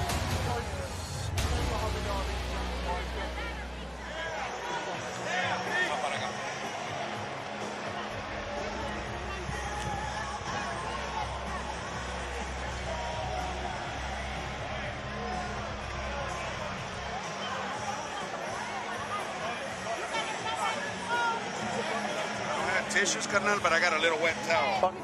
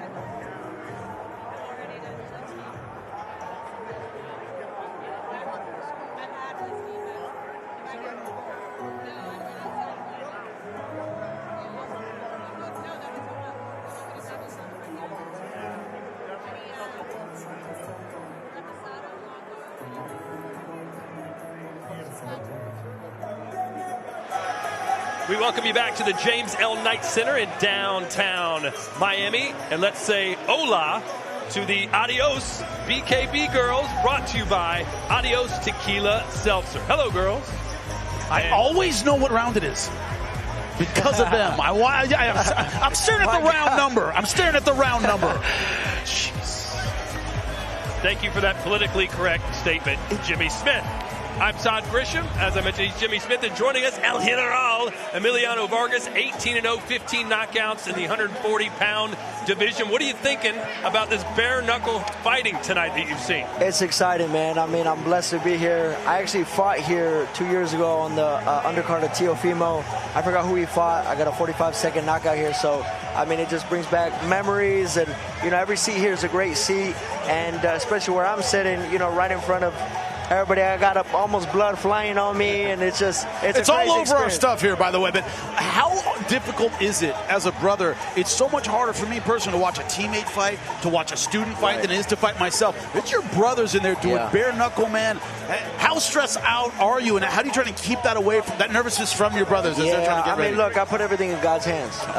That's what I do. Look, my brothers, if they want to do something, I'm going to support them as they would me. So the last fight in London, I said a prayer beforehand. They were the only fighters on the entire card, winners and losers, who weren't cut. So, you know, that's why I always say a prayer. But, you know, this is definitely a different type of sport. This is something that you can't, you know, really prepare for. You know, you get cut or you get, you know, injuries happen, like I think some do Torres ACL or something like that. But you can't prepare for that. It's a street fight. So, like I said, I say a prayer before. You know, I wish them the best, and you know, there's nothing that you could do but watch. So, that's all I do.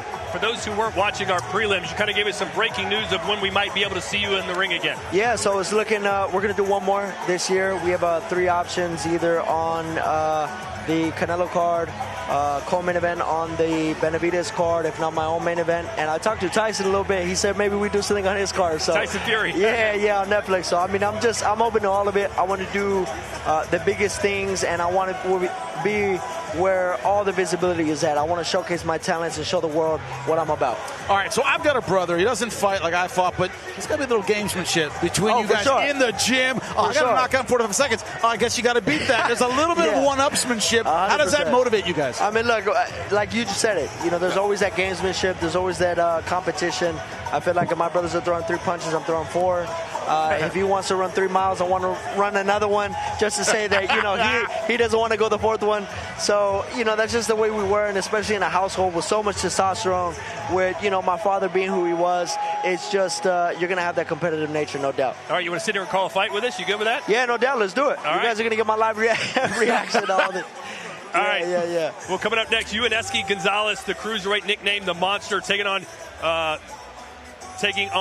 Ethan George, fighting out of Wales. Jimmy, what do you expect from this fight? Well, what I expect is, once again, the energy of the crowd has meant a lot. Yunieski Gonzalez, one of those guys who says, I'm going to honor Miami with my performance tonight. But Ethan George came in and said, I am spoiling the party. Both guys very mentally ready for this fight. Wow. Yeah, it'll be Cuba versus Wales. That's right. Ethan George coming from the country with the dragon on their flag, nicknamed the Hellboy.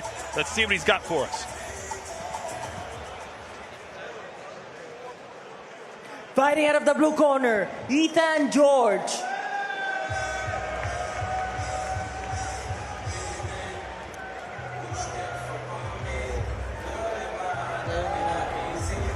I'm trying to be what I'm destined to be, and I'm trying to take my life away. Here comes Ethan George, a lifelong Welsh boxer, began hitting bags and pads with his father in the family garage.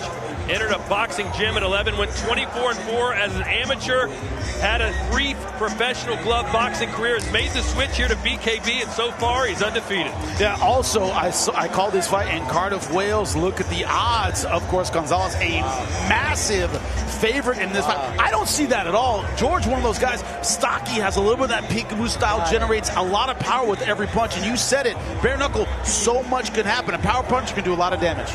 You can't box. You can't box in there. I feel like, you know, because of the ring, you know, you're going to have to meet each other in the middle. And now you can use your hands and the way my brothers were preparing themselves, I mean, it was crazy. They were doing some wrestling. They were working with some jiu-jitsu guys. So you could definitely work in the clinch and, you know, actually grab somebody with your hands, with your fists. So, you know, it's definitely a different world. And Emiliano, in boxing, glove boxing, you might get hit by someone else with a lucky punch 1 or 2 times. Right. In bare knuckle, if you get hit with those 2 shots, you might get knocked out. Exactly. So, you know, that's what I'm saying. If anything, the statement, it only takes one, really applies here.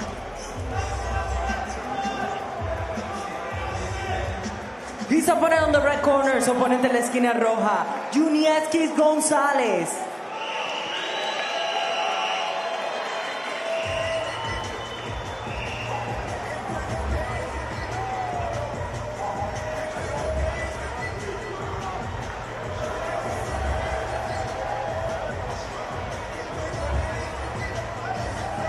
Here comes the crowd favorite out of Cuba, based here in Miami. 345 amateur fights this man had. Captured national titles, a Pan American gold medal. Became a Ring Magazine top 10 ranked light heavyweight. Has now made the switch to BKB, and the Monster, as he's known, is 2-0 with 2 KOs. It's a lot like Emiliano, you know, in the sports I'm from, which is MMA, kickboxing. Guys in Thailand have 200, 300 fights in kickboxing. Amateurs in Cuba, you know their system. Yeah. They have a national champion. It's absolutely insane. Getting in the ring or the Trigon or anywhere, it's just another day for them. I don't know if it's maybe because we're just in Miami, but there's a lot of Cuban bare knuckle fighters. And I'm like, honestly, I'm excited to see it. This is, you know, something that, you know, they're known for their amateur system and being professional, like Gamboa, professional world champion, and now you got these guys going to bare knuckle. So, you know, it's definitely a different world. They're going to have to start a bare knuckle amateur team over there in Cuba. But also, you look at the difference in builds at the weigh-ins. It was one of those things where Junieskis Gonzalez just towered over Ethan George. That back, he looks like a cobra. He is all shoulders back. He is a gigantic figure at this weight class. Yeah, no one's made it out of round 1 here at bare knuckle against the Monster, Junieskis Gonzalez, as we get set for our tale of the tape. It's Cuba versus Wales, ladies and gentlemen. Ethan George, a massive underdog, but don't count Hellboy out. He's 10 years younger, but look at the height and reach disparities, 3 inches on both ends.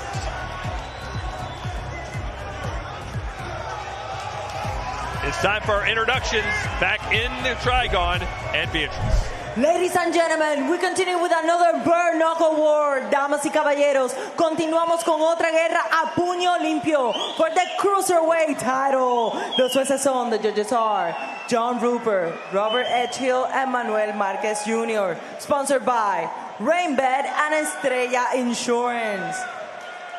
Fighting out of the blue corner, wearing white and red, he weighed in at 183.8 pounds. Tonight, he enters the Trigon undefeated as a pro with 2 victories, 1 by way of knockout. Fighting out of Wales, Ethan Hellboy George.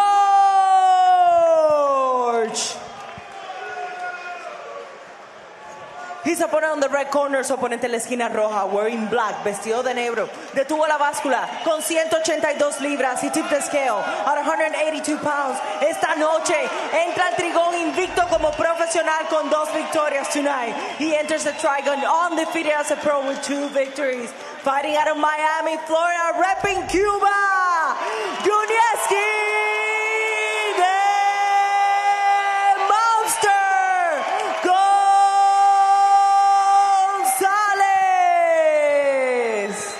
The referee in charge, Wayne Espinola. Okay, gentlemen, you know the rules. Obey my commands at all times. Protect yourselves at all times. You want to now shake hands? Okay, gentlemen, step back. I'll call you out to scratch one. They don't touch hands, and boy, does the Monster look like a monster, Emiliano. Man, this guy looks... I wouldn't want to get in there with him either. Huge. Oh, man. Hey, Gonzalez may be the bigger man, but George will tell you he's got the bigger heart. Let's see what will prevail. We're scheduled for 5 minutes. No way in hell it goes that long. Got a great shoulder roll, a very educated lead hand. That's what Gonzalez has. Yep.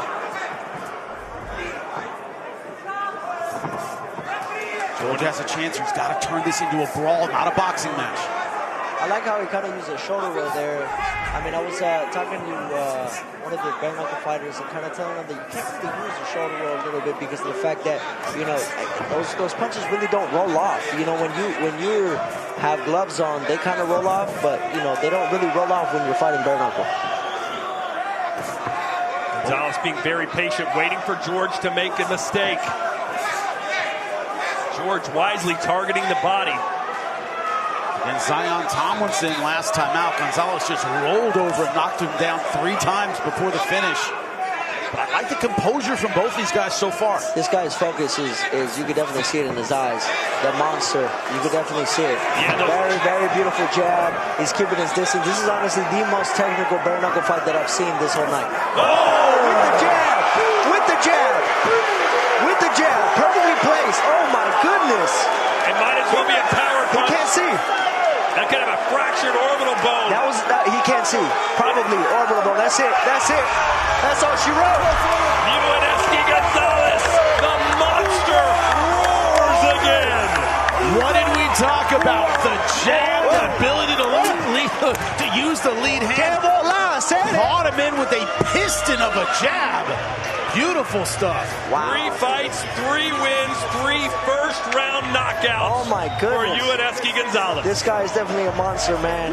That beautiful boxing, you could definitely see it. And actually, I was in a training camp with his team 3 or 4 years ago before I was a professional. So they're schooling. They literally live in the gym.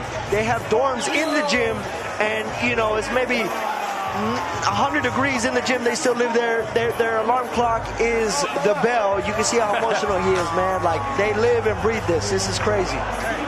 You can generate that kind of power with a stiff, sharp, lean jab. There's almost nothing you can't accomplish. Look at this. Wow. Caught him coming right beautiful into jab. it. Beautiful shot. The timing, the accuracy, the placement, the snap on that lead hand. Look at it again. Talk me through that. That's what you call yakums. Yakums right there in the eye. Oh.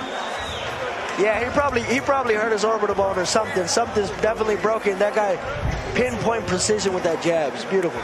And it's interesting, Ethan George landed a jab at the exact same time, but I think it's safe to say he got the worst end of it. We'll hear from Ueneski when we return.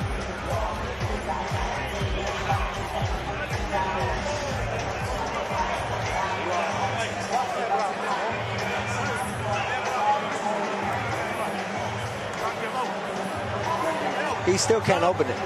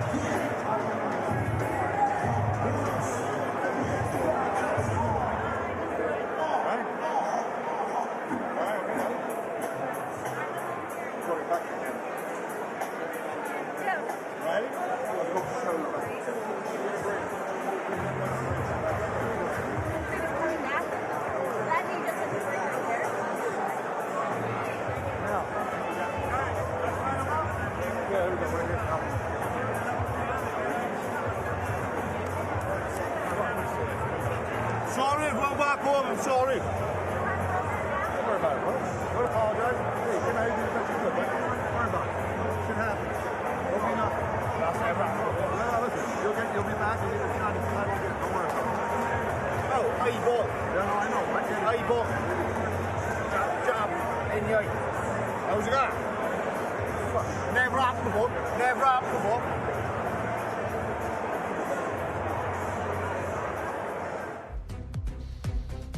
BKB 58 is presented by RainBet. Experience betting without boundaries at rainbet.com. Adios Tequila Seltzer, the official tequila seltzer of BKB. Thirst Responder, the official hydration water of BKB. Tough Shed, you dream it, we build it at toughshed.com.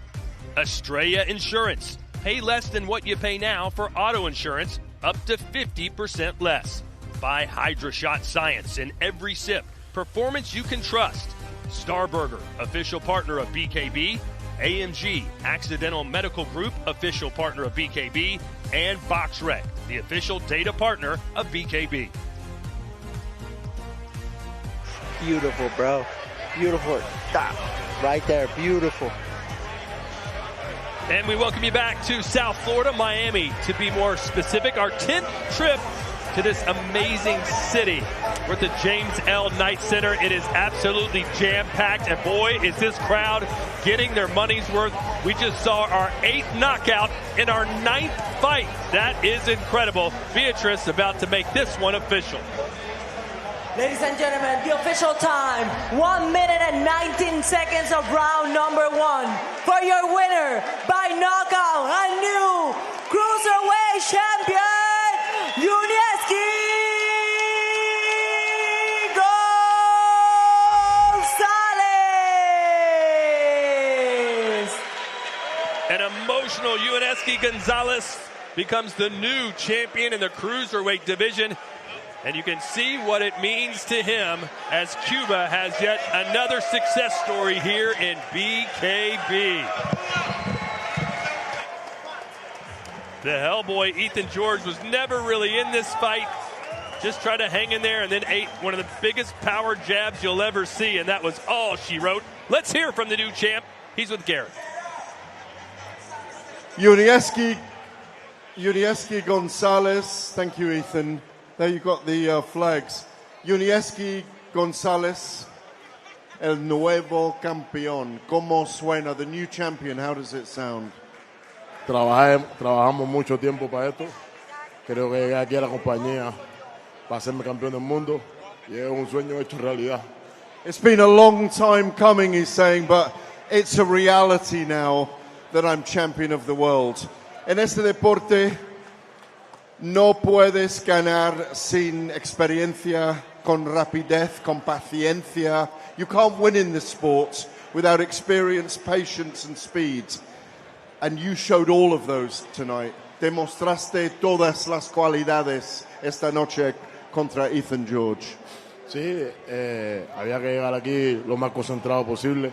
Había que llegar bien enfocado, sin desesperación. Y el profesor me lo dijo desde el principio uno, mi compañero, y nada, salió al 100% aquí en el ring esta noche. It's gone 100% right. I was prepared right.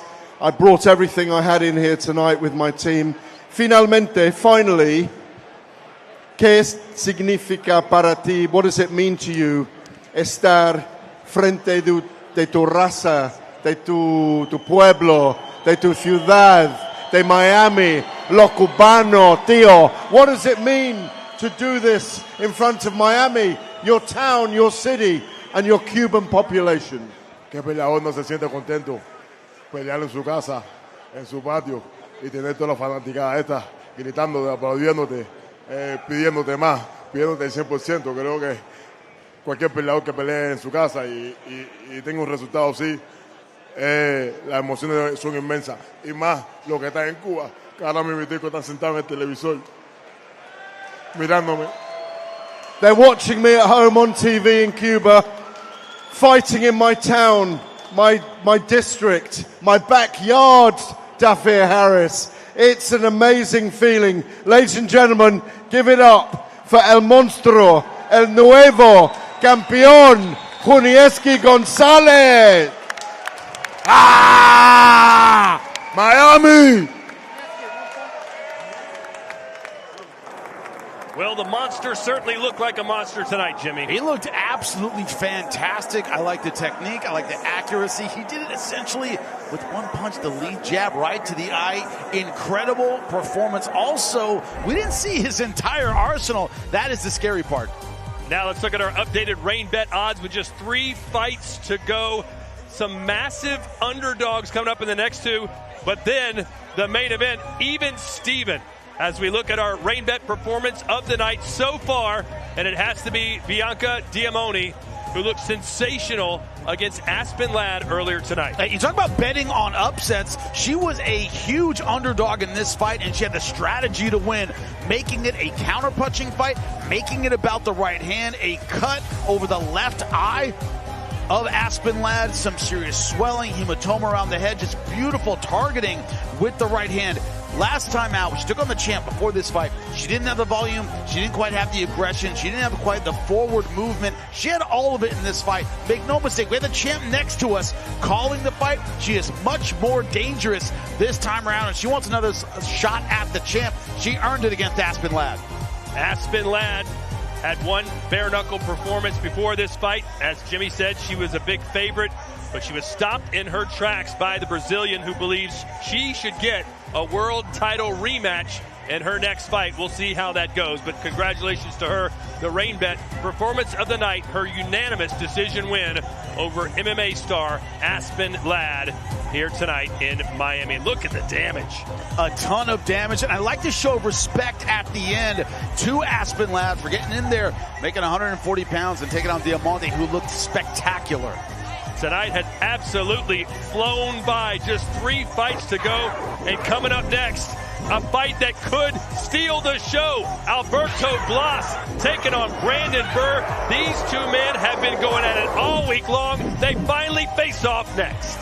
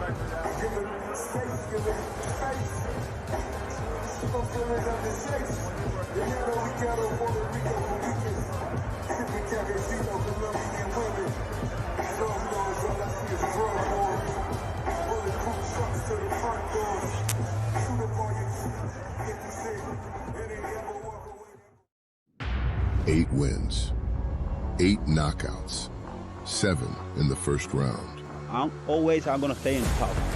Alberto Blas has made perfection look dangerous.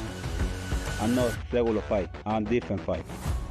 But across from him stands Brandon Burr, a former champion chasing another crown. I'm looking for the good fights. That's, I'm not, like I said, I'm not here to run over tomato can. One protects perfection, one came to take it. 2 champions, 1 title, and tonight, something has to give. Yeah, I would love to derail the Cuban train, you know what I mean? Fighting out of the blue corner, Brandon Beer.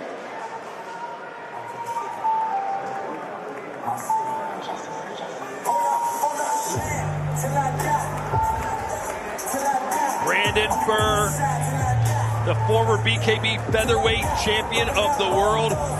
He's determined to get back on top, but you can see he's a massive underdog here tonight. And joining us ringside commentary, former champion of the world in glove boxing, it's the welterweight champ Victor Ortiz, who's now 1-0 in BKB. Welcome, my friend. How you doing?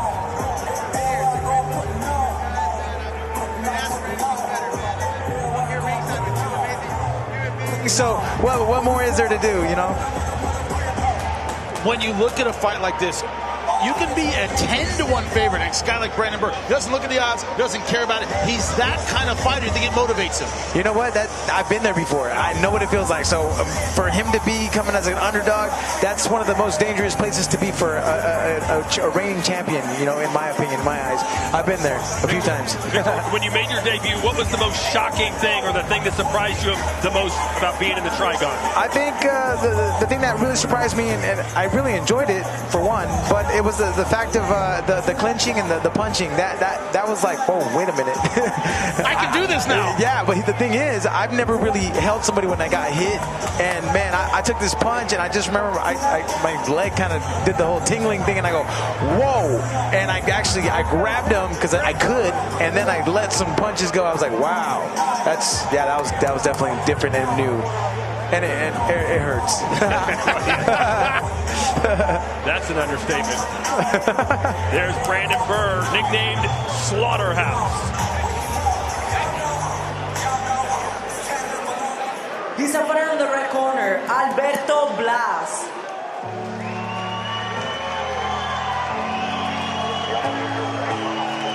Alberto Blas, El Indio. Victor, this guy is the super featherweight champion. He's 8-0. All of his wins have come by way of knockout. Wow. See, I only knew one other fighter some years ago, which was Edwin Barreto. He was one of those guys. So this is an interesting and beautiful matchup. I mean, you have someone like Burr who's not here to play around. He's here to claim what's his once again. And, man, that's one of the things that makes a great surprise of a fight, you know? Jimmy, this guy said he doesn't just want to win fights. He wants to go down as the greatest bare-knuckle boxer in history. And he has the skills to do that. When I do my study, guys, and I do my prep, a lot of times I'll write down just the first word that occurs to me when I watch him. His was sweet because he's got that two-handed kind of style, good footwork, good angles, good defense, kind of puts it all together extremely well. He has a very technical style, great check left hook. And last time out against Harold McQueen, what I loved about it is McQueen came out to make it a brawl, to kind of counter that technical style. Didn't make any difference. He made the right adjustments to get the win in that fight, and that is what is so impressive. That's where your discipline kicks in, and that's where everything really comes to play. So, yeah, man, I'm with you. It's an amazing fighter. Blas said, listen, I'm prepared to go 6 rounds, but I think I only need 30 seconds. We'll see if he can improve to 9-0 with 9 knockouts as we turn our attention to the tail of the tape. Blas, 31 years old, 5'8" with a 71-inch reach. Brandon Burr is shorter by 2 inches, but his reach is longer by 2 inches. You can see he's a massive underdog. If you like Slaughterhouse, put a few bucks on him. It will pay big dividends. Ladies and gentlemen, we move forward with the bare knuckle action. Continuamos con la acción a puño limpio. This bout for the super featherweight world title. Los jueces son the judges are James Lázaro, John Rupert, and Robert H. Hill. Sponsored by, presentado por Rainbet and Adios Tequila. Fighting out of the blue corner en la esquina azul, wearing black, vestido de negro. Detuvo la báscula con 129 libras. He tipped the scale at 129 pounds with a professional record of 4 victories and 2 losses. Con un récord profesional de 4 victorias y solo 2 derrotas. Fighting out of Cleveland, Ohio, Brandon Slaughterhouse Beard. His opponent on the red corner, su oponente en la esquina roja, wearing white and red, vestido de blanco y rojo. Su peso oficial, 129.4 libras. His official weight, 129.4 pounds. Esta noche entra al trigón con un récord perfecto de 8 victorias, 8 por la vía del cloroformo. Tonight, he enters the trigon undefeated as a pro with 8 victories. Fighting out of Matanzas, Cuba, repping the 305, Alberto Blas. The referee in charge, Samuel Burgos. All right, gentlemen, get the instruction on the back. Obey my command. Protect yourself at all times. Acuérdate, tengo la instrucción en el camerino. Me voy a seguir todo el momento. Toca los guantes aquí. Paga una más si quieren. Well, it's Brandon Burr's birthday tonight. Can he blow out Blas's candle? We're about to find out. This tough Cleveland native, primed for the upset, but he's got to beat one of the best in all of BKB, and Alberto Blas, who's wearing the white and orange. Brandon Burr had the guts at the weigh-in to say, F Miami, I'm going to derail the Cuban train. So he's put all his chips into this fight. And that's a beautiful thing to have. I mean, we have somebody putting it all on the line, nothing to lose, all to gain. I mean, that's a recipe for disaster. You can see that Blas keeps that left hand just touching his face at all times to prevent the right hand from landing. That slick style, there it is. It is. That straight right is landing for him. Oh, and he's already busted open. He's already cut. He's stalking him. Burr trying to land some uppercuts in the clinch. And Victor Burr said that Blas does not fight well going backwards. I've got to press him. Well, he sure looks like he can. He's over his feet, moving back here. Nice footwork. Referee calling that a slip. I think it's a good call, but it's a good call. And his hips underneath him at all times. Absolutely. Whoa, you gotta be careful. We can't get a little too carried away. Sometimes we're doing so well that you think you can get away with some things. This is a sport with no gloves, you know, gotta be careful. Yeah, Blas almost fell right into the right hand of Burr. No. Stop. Get back. Good job. Burr so far loading his punches, leading with the right hand. Not a bad strategy against a southpaw. Hard to use the jab. Hasn't been using much at all. Power punches again. Got to be good with that right overhand. A big uppercut with the right hand on the money. And look how bad Burr looks on his right. He looks bad. He looks bad. All right, we good, man. Oh, boy, but this guy's as tough as they come. He's going to continue, but for how much longer?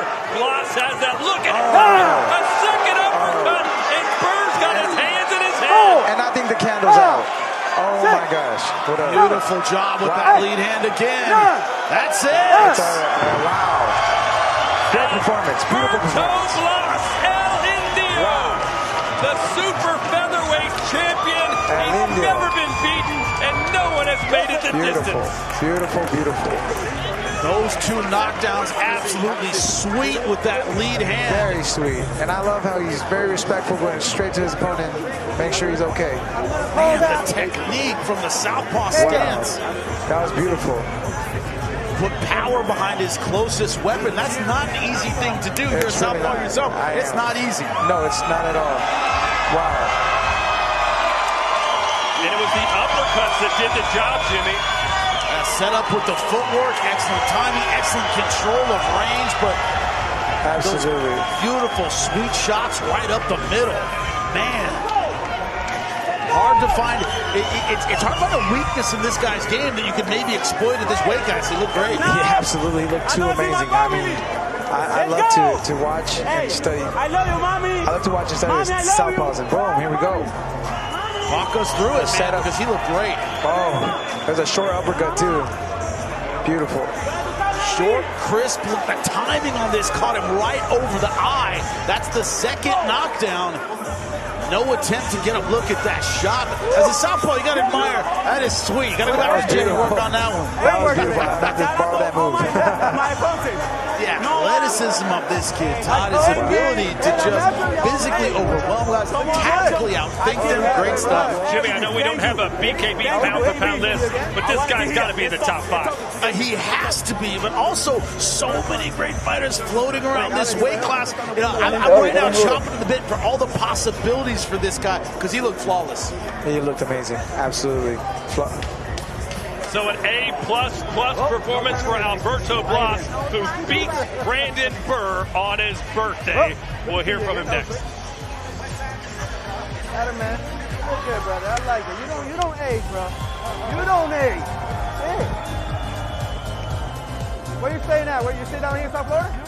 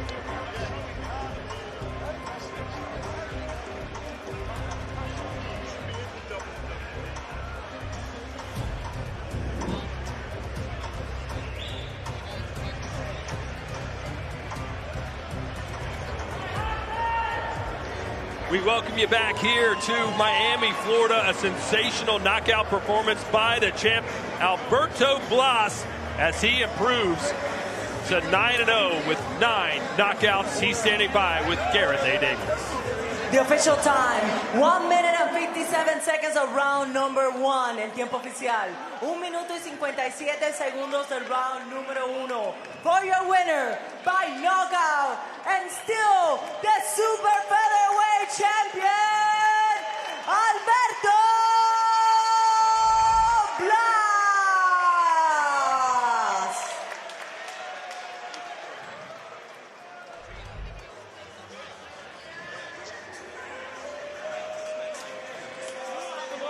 Wait. Todd Grisham was right. I am standing beside my esteemed colleague. I'm kneeling beside Alberto Blas. Alberto, talk to us in English and in Spanish.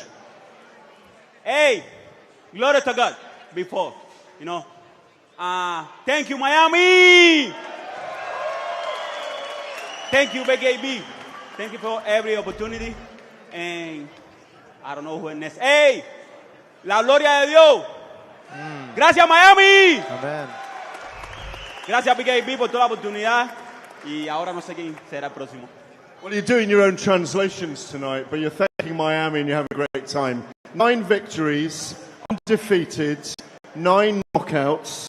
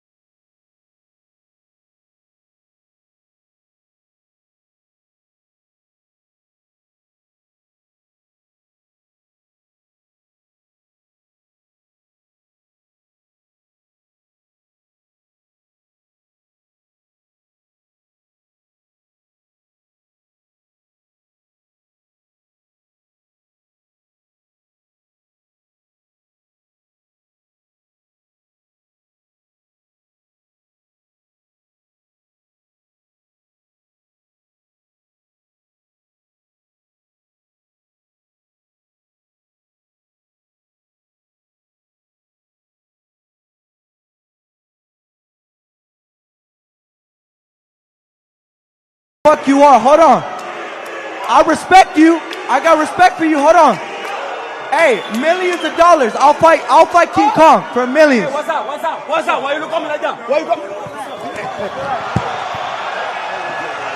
Whoa! Chaos here. BKB down at the table. Oh, man. What is happening here? The Vargas brothers are going right after Alberto Blas, who's lost his cool. It was Fernando Jr. that came in the ring Came in the Trigon, got right in Blas's face.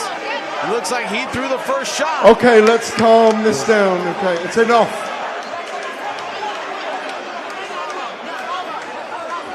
This is a bad look. Yeah, a lot of work going into separating these two gentlemen.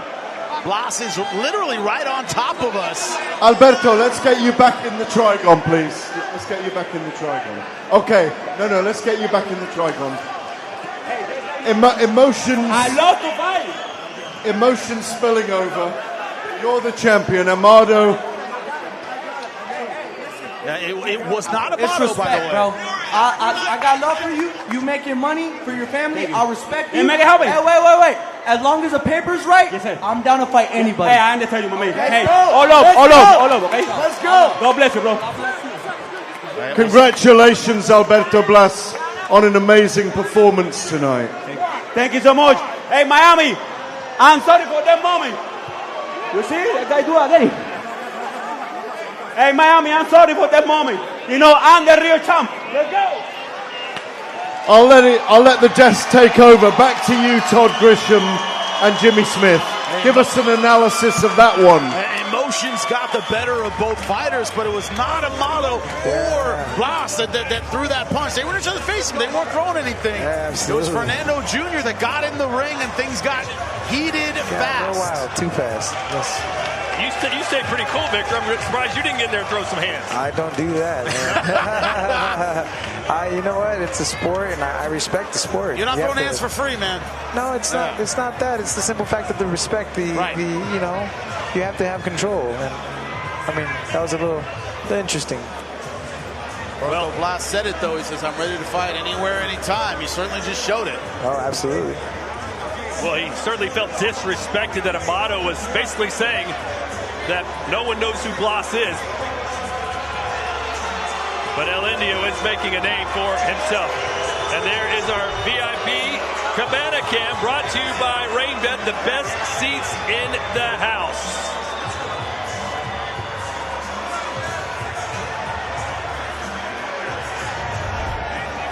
So we've had 10 fights, 9 knockouts, and of those 9 knockouts, Victor, 7 of them have happened in round number 1. Yeah, that's why you can't really sit and overlook at things, man. You have to really pay attention. It's been brutal. It's been fast. It's been one of those where we've seen upsets as well. Of course, Blas a heavy favorite in that fight.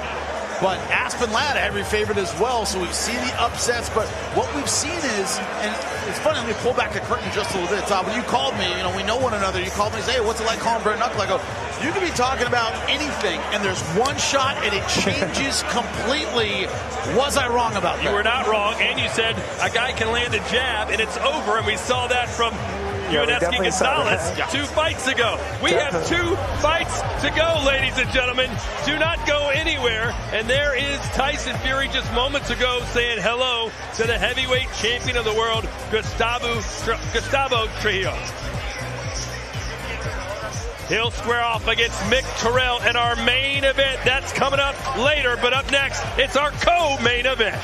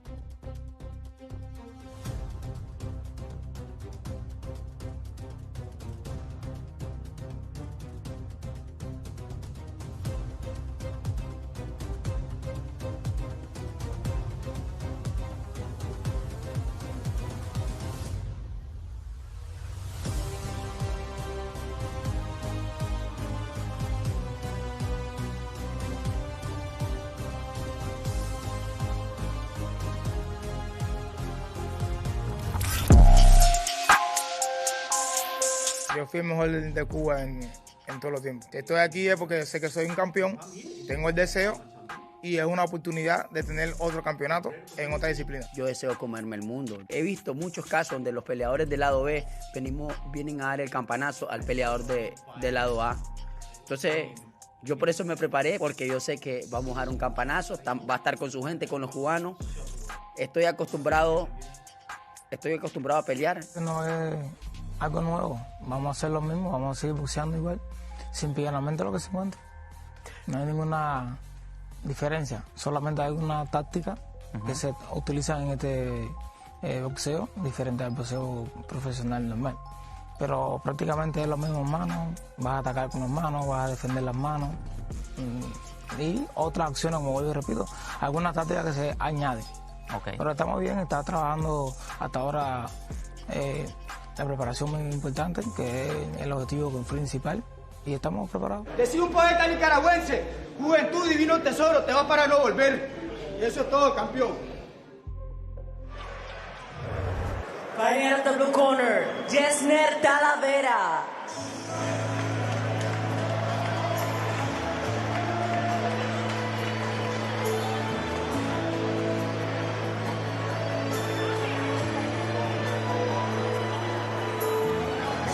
Not exactly a get you fired up type of song, but he's out there with his mini pincher dog and he's ready to rock and roll. And you talk about talking trash. This guy had plenty of bad things to say about Yuri Gamboa, Jimmy. He did. He let his mouth do talking. Now, he says he's going to let his fists do talking. You see what an underdog he is, as he just said. I've seen many times the B side come in and upset the A side, but that's his dog with him all the time. No, he's going after one of the girls. Of course, vicious attack dog that he is. That boy. That boy. But he talked about the history of Nicaraguan boxers, saying, hey, we have our history. The great Alexis Arguello, of course, #1 on the list. But when you look at that, he goes, I know my history too. I'm going to defend it tonight. And he made that very clear yesterday to me. He said, Victor, esta pelea mía. This fight is mine. I'm coming for everything. They've given me no chance. Do you have any words of wisdom for me? And I said, hey, man, just give it all you got, brother. And glory be to God. That was it. Yesner Talavera, not the most successful glove boxer, 15 wins, 22 losses, and 1 draw, but he's got plenty of pop. And as we said earlier, you land one solid shot and you can KO your opponent, so Gamboa certainly can't overlook this guy. Oh, he does not. He comes in with his own kind of confidence, and we've seen Victor glove boxers come in here and not have success. They don't respect that difference between the gloves and that bare knuckle style, man. And that's one of the things that Gamboa in this fight has to respect. Yeah, but on the same token, I told the youngster yesterday, because he asked me, hey Vic, so you've been fighting bare knuckle now, and I said, bro, it's similar, but it's not. You can get cut very easily. So we'll see what it's all about. I mean, I'm excited to see Gamboa, Olympian, gold medalist, world champion. It's amazing. Talavera saying about Yuri Gamboa, he's too old to be fighting bare knuckle at the age of 44. He should be at home watching his grandkids. Oh, no.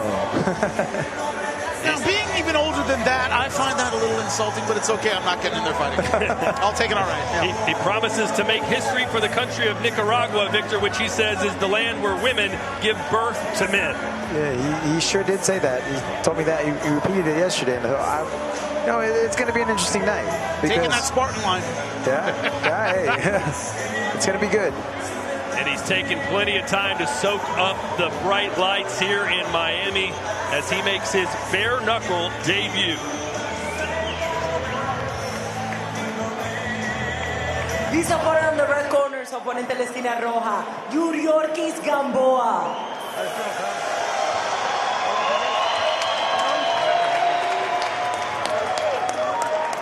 Yuri Gamboa, Cuban Olympic gold medalist, former world champion, one of the best boxers to ever come out of that country, and that's saying a lot, Jimmy. And that's saying a ton, and one of the things that's kind of been on the backs of these Cuban fighters, and we know how derisively certain cultures see the Cuban style, right? And, and I love this man as a boxer, because, man, he's given so many wars, beautiful performances, left-handed. The only other guy that I can actually say that was ever even close, maybe around there, is Cepillo, which was dang, I'm having a brain fart right now, but regardless, that man, El Cepillo, was one of the greatest to ever do it, if not the greatest to do it from Cuba. But a lot of them talk about, hey, that amateur style, that safety first kind of style, hit and run kind of style. Yuri Gamboa was not cut from that cloth. No. We talked about it. He got in wars, punched really well with both hands, great footwork, great power, and he was not a guy who packed up points. That's why I carry my respect for him. He's always put it on the line, from Terrence Crawford to anybody who was in front of him. Here's our tail of the tape for this, the co-main event of the evening. Yuri Gamboa, the Cuban boxing legend, makes his bare-knuckle debut against a massive underdog fighting out of, I want to say Nicaragua. It is Nicaragua. He is Yesner Talavera. Ladies and gentlemen, this is the co-main event of the evening. Damas y caballeros, este es el evento coestelar de esta noche. División peso ligero, lightweight division. Los jueces son, the judges are Manuel Marquez Jr., James Lázaro, and John Rupert. Sponsored by Rainbet. Fighting out of the blue corner en la esquina azul, wearing blue and white, vestido de azul y blanco. He weigh in at 135.8 pounds, de tuvo la báscula con 135.8 libras. He is a true warrior of the sweet science, entering the Trigon this evening to make his professional debut, haciendo su debut profesional. Fighting out of Nicaragua by way of Plant City, Yesner Cuajudita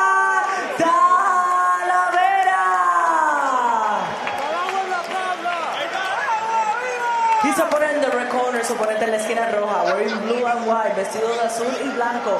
Su peso oficial, 135 libras. He took the scale at 135 pounds. He is an Olympic medalist and a former unified featherweight world champion, making his professional debut, haciendo su debut profesional a puño limpio de Guantánamo, Cuba, fighting out of Miami, Florida. Yuri Ortiz, el ciclón de Guantánamo, Gamboa.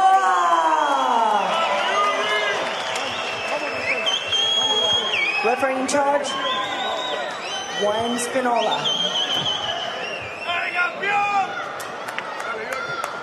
All right, guys, you know the rules. Obey my commands at all times. Protect yourselves at all times. If you want to now, shake hands. Step back.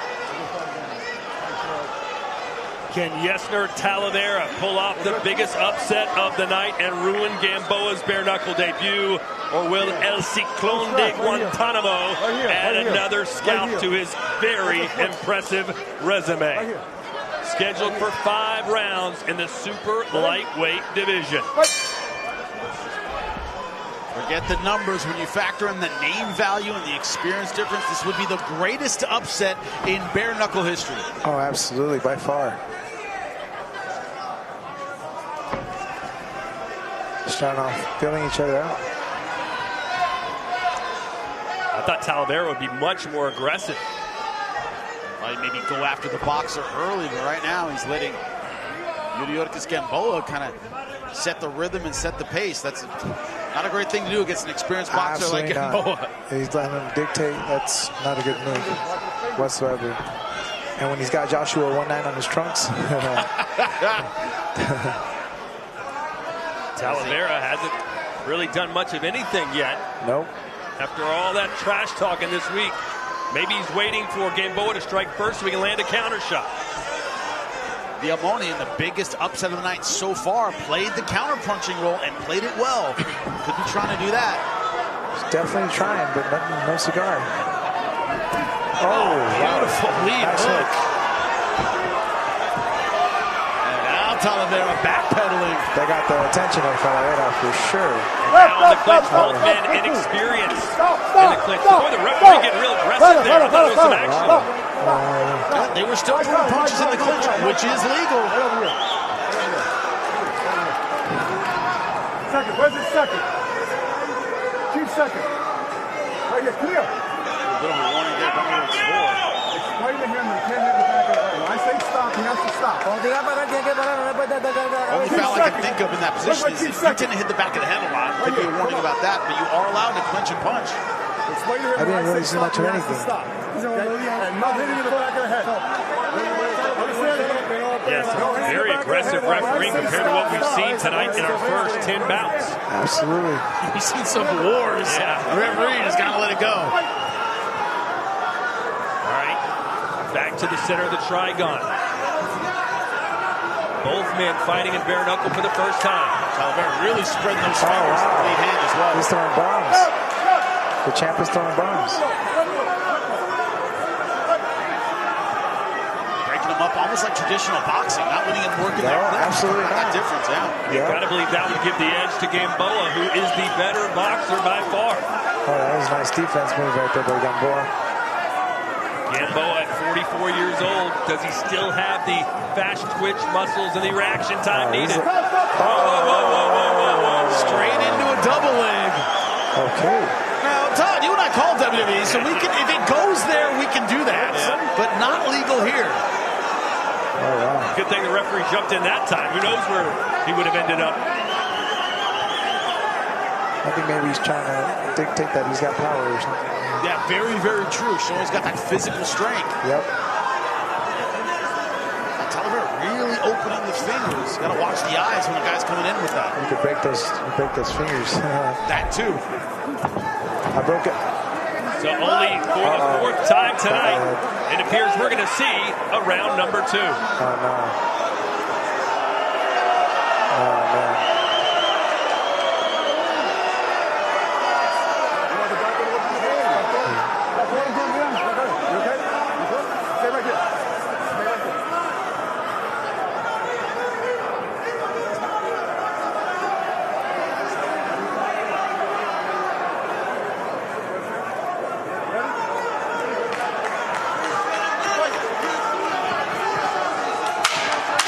Seconds to go here in round 1. It's a chippy opening round. Yeah, those guys have been warned for those shots to the back of the head.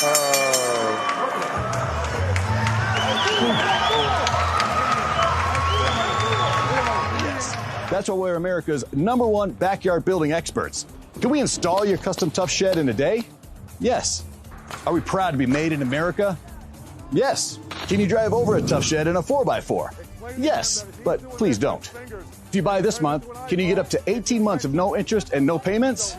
Yes. That's right, we're saying yes to no payments till 2028 for qualified buyers. Call, click, or visit while this deal lasts. And it feels good to say yes to that.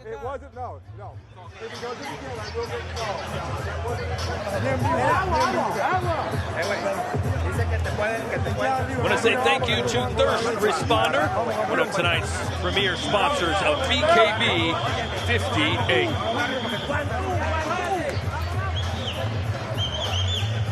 Thirst Responder, the official hydration water of BKB. In the corner, he was rubbing the back of his head, explaining about those shots behind the ear. Sometimes people try to milk it, but you never know. It's no gloves. Different feel. This feels a lot like a regular boxing match compared to everything we've seen tonight. Yes, absolutely, with the feeling out and whatnot. Oh, that left hook landed. And a right hand from Gamboa. Well, he don't look 40 or whatever. 44. But also, another thing is he's not trying to overwhelm him with the explosiveness like he might have in his mid-20s. He's being very patient with that lead hand. Fighting smarter, not harder. I'll never forget his fight against Terrence Crawford, a fight he lost, but man, what a war that was. Oh, big time war. I've known Terrence since we were kids, so it was a beautiful thing to watch. Yeah, that fight put Terrence on the map. Absolutely sure did. At the time, he was an unknown. And Gamboa, the two-time Olympic gold medalist, was huge.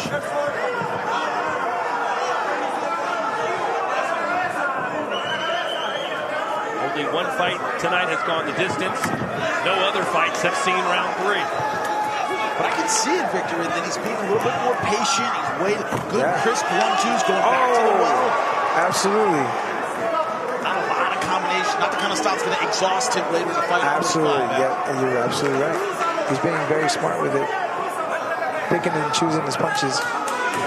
The accuracy is semi there. Guy who's often in the scene calling on us. He talks about you fought amateur at the elite level. You know all about that. Absolutely. You might fight 5 or 6 guys in a tournament. You have to learn to pace yourself. You have to, absolutely. Wow. Talavera landed a hook that matched Gamboa's as they go to the ropes. Also did a great job in a fight where one little shot can cut you. Gamboa did a great job of controlling range and not letting Talavera get in with any punches. Very smart he is. You know, he's using the angles that he uses in boxing. But I don't think it's too wise of Talavera to just stand there and treat this like a regular boxing match. Absolutely not. He needs to make it dirty. And you can make it dirty in BKB. I learned that fairly quick, my last fight. Yeah, you had a dominant performance. Your left side was swollen up, cut, won every round. I look like the guy from the Goonies. Hey, you guys. Hey, I love Sloth, and he looked kind of like him. And that was a dominant performance. That's the funny part. Yeah, absolutely. And that's why what's going on here is it's beautiful. I mean, boxing is a little bit, just a little bit of dirty boxing, but it makes it a little more. Oh, here we go. Yeah, but to your point, Todd, it's one of those things where did you come out here to just see the final bell, or is Talavera going to throw enough to get in this fight?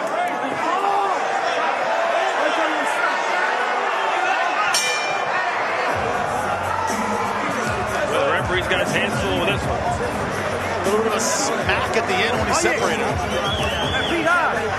All right, let's check in with Garrett A. Davies. He's with Tyson Fury. I am here with the Gypsy King himself. The most technical fight we've seen tonight between Gamboa and Talavera. Yes, very technical, like a boxing match with no gloves on. Gamboa, Olympic champion, three-time world heavyweight champion in glove boxing. But it seems to be for everyone that comes over, Victor Ortiz on commentary, it's a baptism of fire of sorts, because it's different without those gloves on. It's different because even the simplest of shots that hit you with no gloves on can cause a laceration, it can cause problems. You're an encyclopedia when it comes to the history of boxing. When you're watching this tonight, are we delving and looking at a completely different combat sport in your view?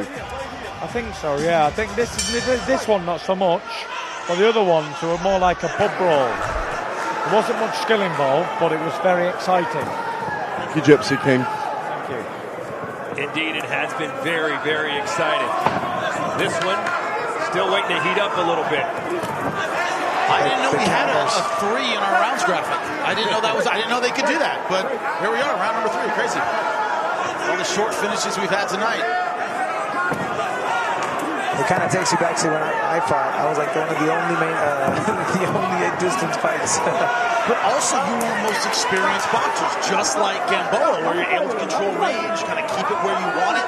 Gamboa's doing the same thing. Absolutely. It's our lack of knowledge. The only fight tonight that has gone the distance, Aspen Ladd versus Bianca Diamoni. That was bout number 6. That was a great performance by both women. Yeah, fantastic. A war.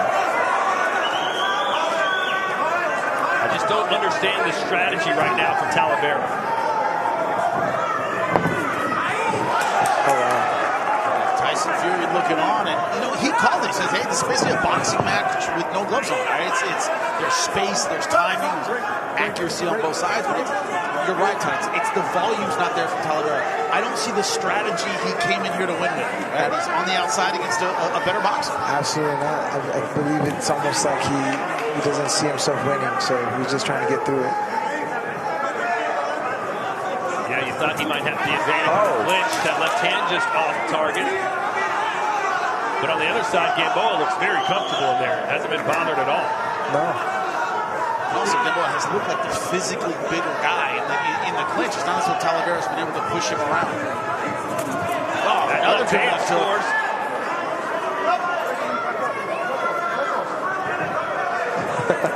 That step-in left hook. It's really been the money punch for Yuriorkis Gamboa. And what's the counter if you know the guy's throwing a step-in left hook, Victor?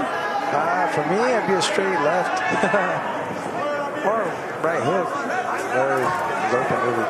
Trying to get inside that looping shot, but I mean, does he have the speed and willingness to do that? He's been moved back every time Gamboa's thrown it. I think that's where the hook, the overhooks, and that's where they kick in, and that's where you can grab him from the neck and pick him up the uppercuts. But I think being from the boxing background with both of them, they're just boxing each other.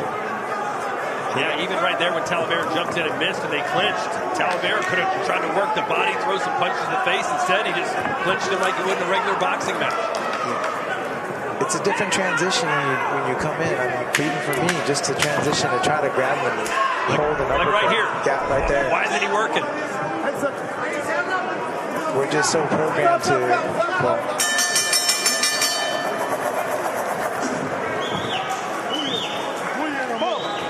how about a little camera time for the broadcast crew? Todd Grisham, Jimmy Smith, and the former welterweight champion of the world and the actor from Expendables 3, it's Victor Ortiz. Mars, call me That Mars. was you. Call Oh me my Mars. God. You called it in that you need a special kind of commitment to make this more of a brawl. Talavera not doing that. This has almost been a sparring pace. You have to make it a brawl. You have to make it. Mike Tyson once told me, Victor, you got to make it a dog fight. So you got to make it a dog fight. Number one, that's a great Mike Tyson impression.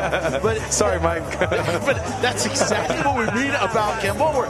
Todd, he can spar at this pace all day. He's doing this his whole life. Absolutely. Talavera 15 and 22 as a boxer. If this was a glove boxing match, he would be like 1,000 to 1 underdog if he was going to try and fight Yuri Gamboa. So he's got to use something else other than his boxing skills. He's got to make it dirty. And Gamboa just bounced around on his feet like, this is simple. It's easy. Doing this since I was a kid. Yeah. Yeah, he's like, what's so difficult about this bare knuckle thing? This is easy. Man, I don't remember one moment that Talavera's had where we were like, hey, wow, he got him, or good shot, nothing. Your opponent in LA was similarly outgunned, but he went in there and threw and made a fight out of him for sure. He threw. Yeah. And now they're fighting the clinch, and it's Gamboa who's got the edge. Beautiful left hook, going for the blast double leg. Now Gamboa's making it a street fight. It just becomes...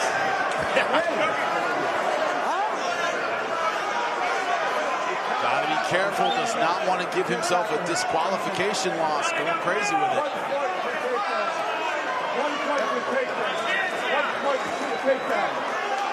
And that was an intentional double leg. Head right in the center, went for the takedown. Yep. That was not an off-balance clinch position. That was little Jordan Burroughs double leg there. Little malicious. Shout out to all the amateur wrestling fans who know who that is. Well, Gamboa landed a shot while they were both on the ground, but the referee didn't say anything to him about that, just took a point away for Talavera. Yeah, if this wasn't already out of reach on the scorecards, it certainly is now.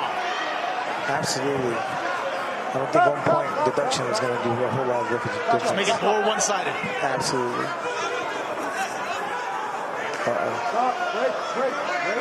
One of those clinches, he just relaxes. He just drops his arms and says, I dare you to do something. You see a lot of frustration within Talavera. I mean, big right hand from Yuri. Okay, I think he's trying to close the show. Yeah, now Talavera in some trouble. Yeah, he's in a lot of trouble right now. He's clinching. Again, the referee very aggressive to break him up. And he's been doing this from round number 1, not giving them a lot of time to work in the clinch. Not that either guy's strictly skilled in the clinch, but... Yeah, they don't seem to mind it. The ref really made sure that he knows it's a boxing match, so that's why he's stepping in so often like that. But.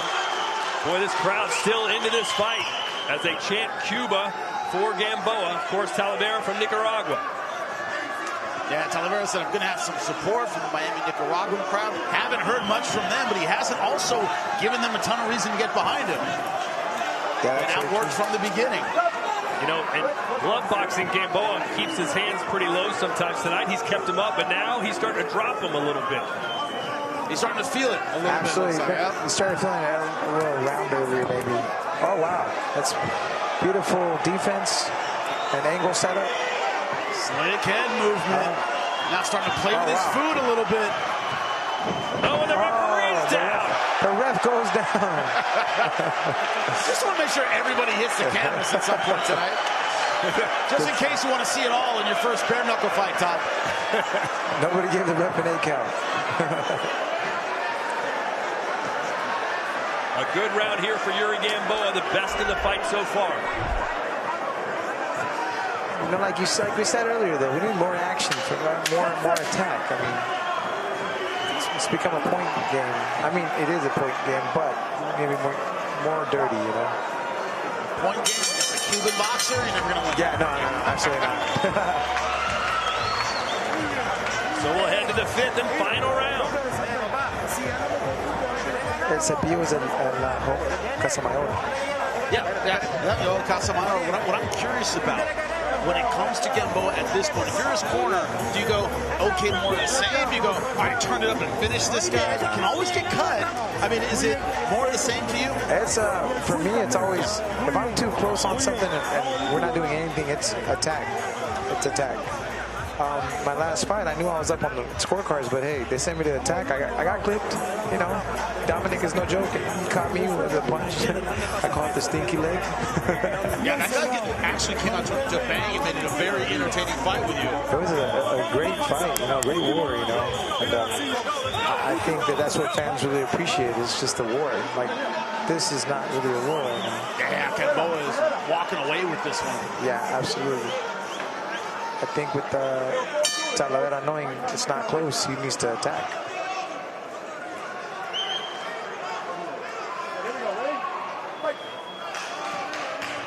So here we go, the 5th and final round.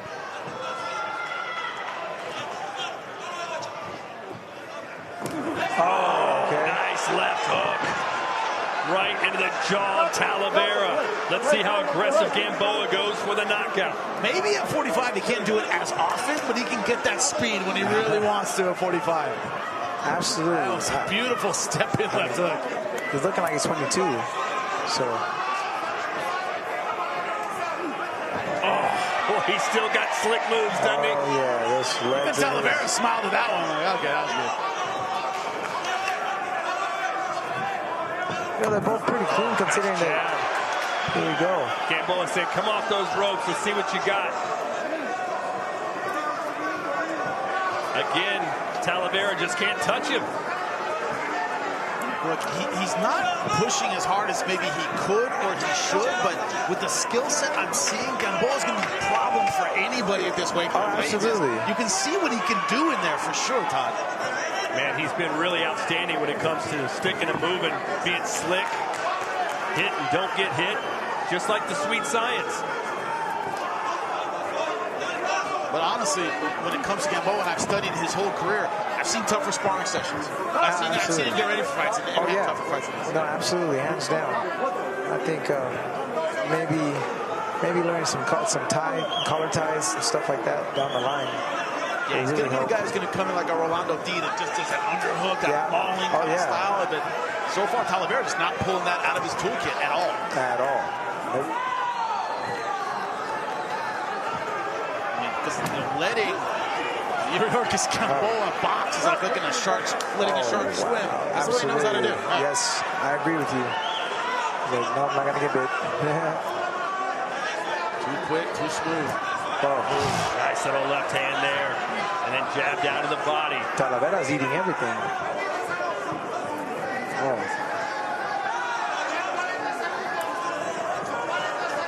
Shot downstairs. Oh. Swing and a miss, as slick as you like from Yuri Gamboa. He's loving it. This is target practice now. Wow. The crowd eating it up.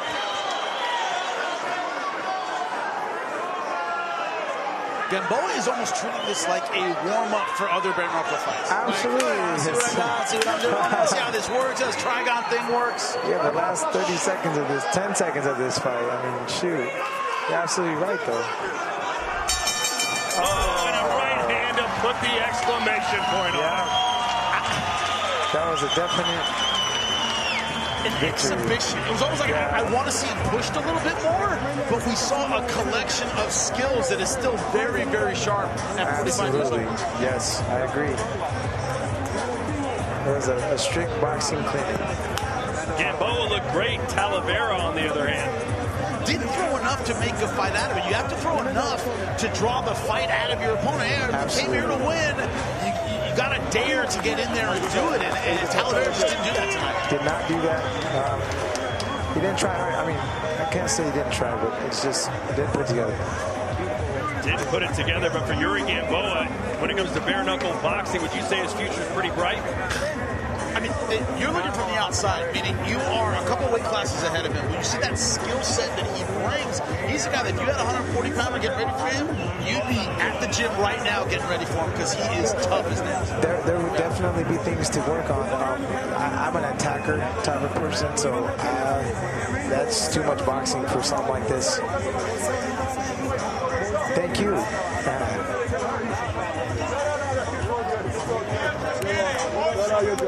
All right, we're about to make it official. Beatrice has the judges' scores.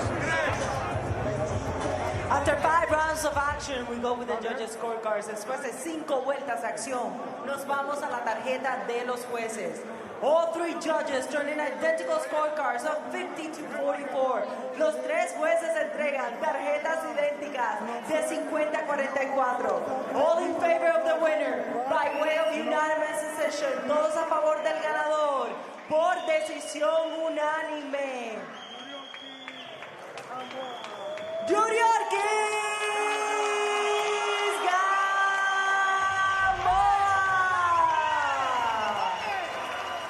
So Yuri Gamboa, a no doubt about it, unanimous decision win as he made Talavera look absolutely ordinary tonight. He just couldn't touch El Ciclón de Guantánamo. Yeah, great stuff. Outstanding boxing. Before we let you go, Victor, what'd you think of his bare knuckle debut, man? It was a great debut. Of course, we all, from an outsider's perspective, from me being in the Trigon nowadays, we got a little bit of work, you know. But hey, amazing performance. Always great working with you, my brother. Pleasure. Thank Ortiz. you. Thank you, guys.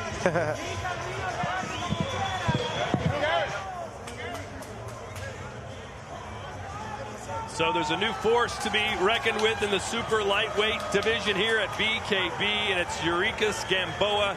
At the age of 44, he shows he still has it. But, Jimmy, I got to ask you, he did very well against a gloved boxer also making his debut. How will he do against someone who's a veteran in this sport? I want to see what he can do when he's really pushed the way that champ has been pushed in the Trigon before. That's the question we got to answer. That is the champ, and that's a live shot. He's about to make his way to the ring. The heavyweight championship of the world is on the line next. Cuba's Gustavo Trujillo versus the UK's Mick Terrell.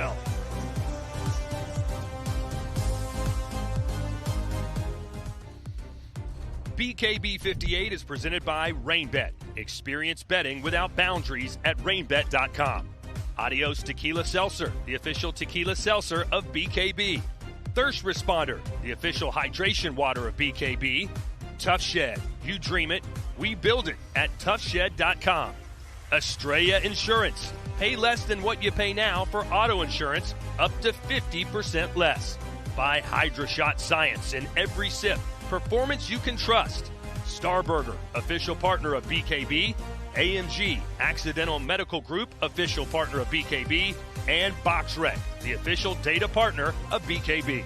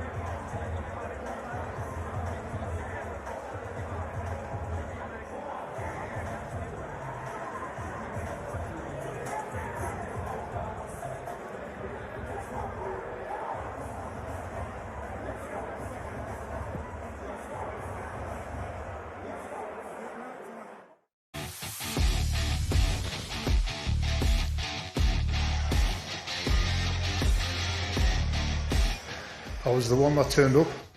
That's how I want to be remembered. I'm the man that turns up.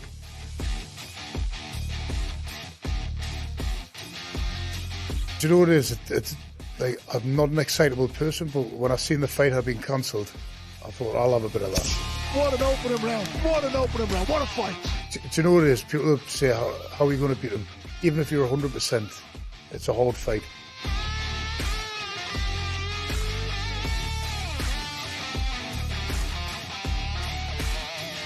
But I've just got to swing for the fences and hopefully I'll land.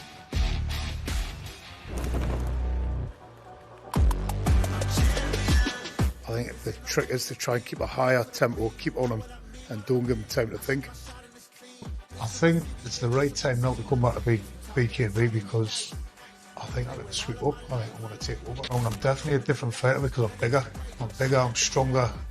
Probably I've got a little bit more confidence. You know, like when I first started, I never had the confidence. I was a kickboxer.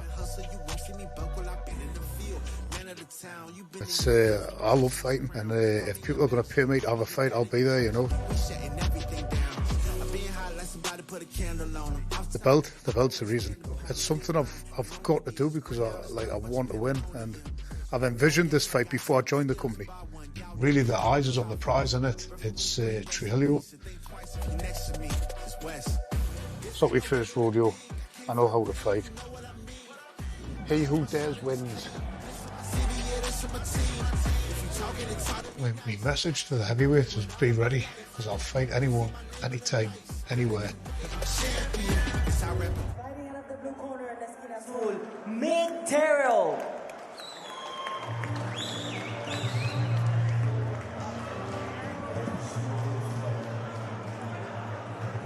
They don't get much bigger or better than this guy. 6'2", 265 pounds. Every one of his wins have come by way of knockout. Not just that, he has the guts and the courage to take this fight literally on the plane when he heard that the main event had dropped out, that O'Neal had a visa issue and couldn't get here. He said, I'll bring my shorts, bring my mouth guard, do it right now. He hasn't shown tension one single time we've spoke to him. You look at the rain bet odds, exactly even. If that doesn't show respect on a 72-hour notice fight, I don't know what does.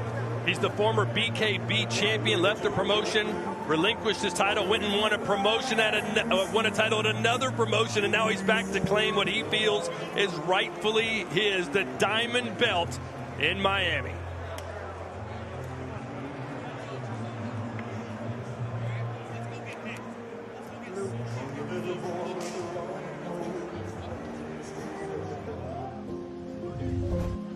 Estábamos todos en una casa y prácticamente era como 40 personas. Jugamos dominó, compartimos en nuestras historias, nuestros cuentos de niñez, y ser de esos 12, entre 40 personas que llegamos a los Estados Unidos. Porque fue tanto lo que pasó en Cuba, el dolor, ¿no?, que se vive en Cuba, los apagones, no hay comida, los amigos. Si diría algo así para cambiar, así como para no ir tan seco, que extraño algo, es las amistades que dejé, los amigos que nacieron conmigo. Yo soy un peleador también que soy, hablo a favor de la libertad de Cuba. Todos sabemos que nací en un comunismo desastroso. Entonces, al final del día también esta victoria va para los presos políticos cubanos, va para el pueblo cubano que ahora mismo seguro no tienen luz, mucha gente no tiene agua, no tienen comida, por culpa de 2 o 3 personas que están en el poder, que tienen al pueblo que no quieren darle la libertad. Pero bueno, al final del día salí de ahí y ahora puedo decirle al mundo, como estoy diciéndole ahora, que Cuba tiene que ser libre. He's a hustler. He is that type of man that he will go and get what he wants. He's very disciplined. He likes to set up his mind in something and he will work for that. And he will make it, and he will go get it. He always says, I don't have a plan B, I have a plan A. There's no B, there's only A. Miami, las personas que viven en Miami, los latinos, se han activado desde que anunciaron esa pelea. Venir a comer pan con soda aquí y no funciona. Aquí hay un campeón que se llama Gustavo Trujillo, que tiene cinturón, que lo ha defendido y no se lo va a llevar de aquí a los Estados Unidos. La gente dice, no, que el boxeador piensa que soy bruto, pero no, yo soy visionario y sé lo que estoy diciendo. A futuro, cuando yo me retire, no sé, en 7, 8 años, 10, lo que sean, que me quede por carrera deportiva, voy a hacer grande a los boxeadores cubanos.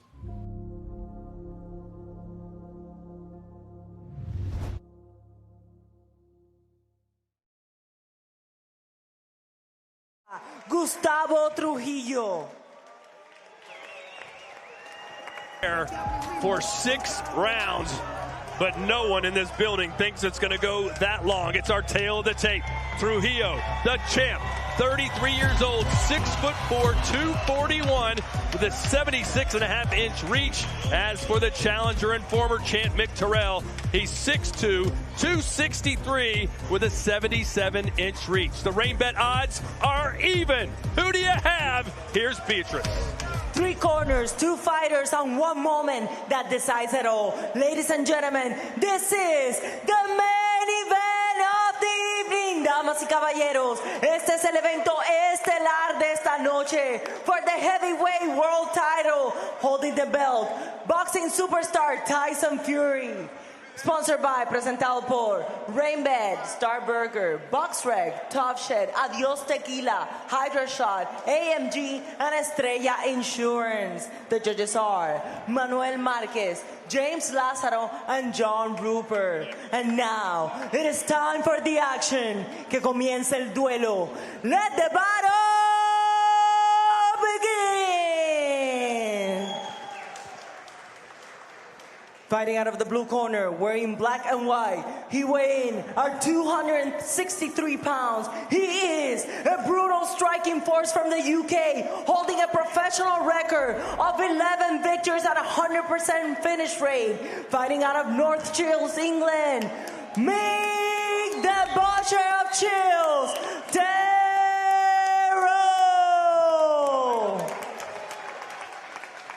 His opponent on the red corner, su oponente en la esquina roja, wearing black, vestido de negro, su peso oficial, 241 libras. He tipped the scale at 241 pounds, carrying a perfect bare knuckle record of 8 victories, 8 first knockouts, and 0 survivors. Past the first bell, 8 victorias, un récord perfecto. Fighting out of Miami, Florida, by way of Morón Ciego de Ávila, Gustavo Cuban Assassin Trujillo.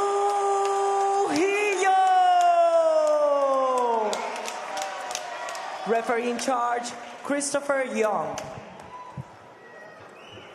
Jesse Sparks looking on with severe interest. That's a confident young man.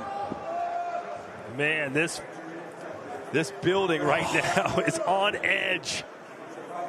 Fight clean, touch him up. Obviously a very pro-Cuba crowd, pro-Trujillo, but Mick Teflon Terrell doesn't care about any of that stuff. He wants blood, and he wants that belt. 6 rounds for the BKB World Heavyweight Championship. Here we go. Very curious about the start for Mick Terrell. Terrell didn't have a camp for this fight, didn't have time to prepare, just want to feel things out. See how it goes in the later rounds. Will he have the opportunity? He wanted to start fast, did not want to let Trujillo get into a rhythm. Who's going to land the first big shot? That could prove to be fatal. 1 and done if these guys catch you clean. See Trujillo threw the right hand, but kind of pulled out halfway. Didn't want to commit to it fully. He respects the power of Mick Terrell.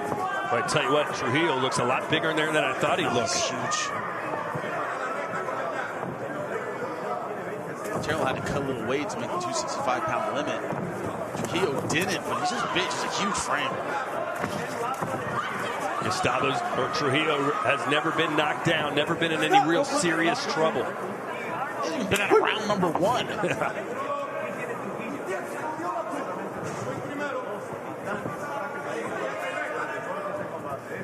This crowd waiting with bated breath. Ooh, a swing with a left hook and a miss for the Cuban assassin. One thing Terrell has, it's kind of underrated. He has a good defense. He knows when to pull back, when to use the pull counters.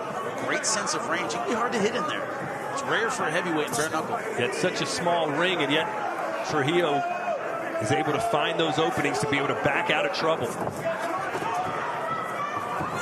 On off the clinch. There's the experience. Remember, Terrell has more bare knuckle fights than Trujillo. Threw a combination off the clinch. Smart stuff. To the body with the jab. Not sure it's going to do much damage to the very thick Mick Terrell. Right hand just missed. Florian de la Motte fight had a similar strategy. Terrell kind of set him up. Didn't go crazy in the beginning. Started pouring it on a little bit later. Sort of calm in this guy. Yeah. They both know one punch changes everything. Right hand to the temple there from Trujillo. Terrell just can't seem to figure him out. Can't land that shot. I like Terrell trying not to work too much. This guy's, as I just said, never been out of round number 1. Maybe take round number 2 and 3 and get him a little frustrated. Could be part of the strategy. Oh! Left hook there from Trujillo. Shot with the lead hand. That's backing Terrell up a little bit. The first time we've seen him hurt in the Trigon. And Trujillo is about to see round 2 for the first time ever here in BKB.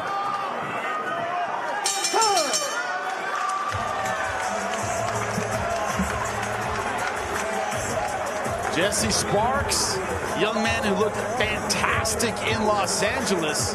The first round knockout, a big athletic heavyweight. And that's a man right now at the edge of his seat, chomping at the bit to get in there. Don't knock yourself out, buddy. I know you're a wild man.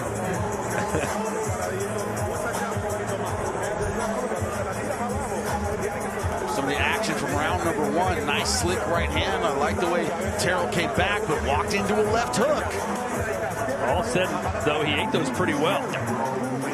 And also, good job from Trujillo. Not overcommitting to his punches, kind of snapping the hip, throwing him out there. Remember, he had a full camp. You can also say, look, this goes past round 3. Might have this one in the bag. Hey, critics can't say anything about Trujillo not being able to go the distance. His last glove fight went into round 7 back in June. So he's prepared to go 6. Round 7, wow. That's a joke. He's still a great finisher. Still a great finisher. Doesn't matter. Mick's still trying to land that one punch. That's what he's good at, those short flurries. The quick, straight 1, 2, 3, 4. Very good at that. Nice. The eye poke there, but good sportsmanship being shown. Obviously unintentional by Terrell. Look at Trujillo not counterpunching Hawaii. You saw the left hook. We caught Terrell coming in round 1, but hasn't really overcommitted to the counterpunch. Seems content to, like this, kind of ride it out and move back rather than try and catch him in the middle. Good uppercut. If Terrell is going to catch Trujillo, what shot do you think is going to get the job done? I think it would be the straight right hand. He does tend to shoulder roll a little bit, and when he goes back, his head can be a little bit straight. If you extend that right hand, you can catch a guy going back. Not a whole lot of circular footwork for Trujillo. It's either forward or backward. If you commit to that right hand, you can catch him. That's what he's trying to do there. Just catch him moving backward and commit a little bit more to it with his feet. Oh, it may have been an eye poke or something. Terrell complaining about it as Trujillo lands a few shots. Yeah, referee calling that an eye poke. So definitely stunned Terrell, and he's got a cut over his right eye, and it's a bad one. Let's take a look. Was it an eye poke? Yeah. Yeah, it looks like raked him with the fingers. Oh, wow. Now, remember, the cut was not caused by an illegal strike. Yeah, we got an eye poke there, but that cut over the right eye was caused by a legal strike. No other indication from the referee. If it's caused by something else, he has to let the judges know. You're obviously not allowed to strike your opponent with anything other than a closed fist. No slapping, obviously no eye pokes or raking. Finally, Terrell on the inside. Can he land that uppercut? I think the cut is giving him a sense of urgency. You may feel the sand running out of the hourglass here. Terrell being more aggressive, and that cut is really bothering him. Pawing at the eye again. Nice right hand. man, that right eye is an absolute mess. There is no way Terrell can see out of that right eye. And he's throwing anyway. Boy, what's it feel like to have a cut like that, Jimmy? It's like you're looking through a greasy windshield. That's the best way to describe it. You know, something's there. You can see the outline of it. Can't see exactly what it is. And also, unfortunately, can't see how close it is either. So I would think the best strategy when you're injured like that is to try and get inside on the clinch and just try to feel your way through the punches. Todd, you have to throw punches you don't have to see, right? You got to know where your opponent is, make sure he's right in front of you, throw short stuff. You see right here, at this distance, he can't tell exactly how far away Trujillo is. But he did avoid a few of those shots, amazingly so, but now he's in the corner, nowhere to go. And look at the swelling under the right eye as well. He's got the cut, and he's got swelling. And doctor's going to check this out in between rounds for sure. Oh, Tan drops Terrell right before the bell here in round 2. 5, 6, 7, 8, 9. And he stays down. That's it. The Cuban assassin has done it again as he retains the BKB heavyweight championship.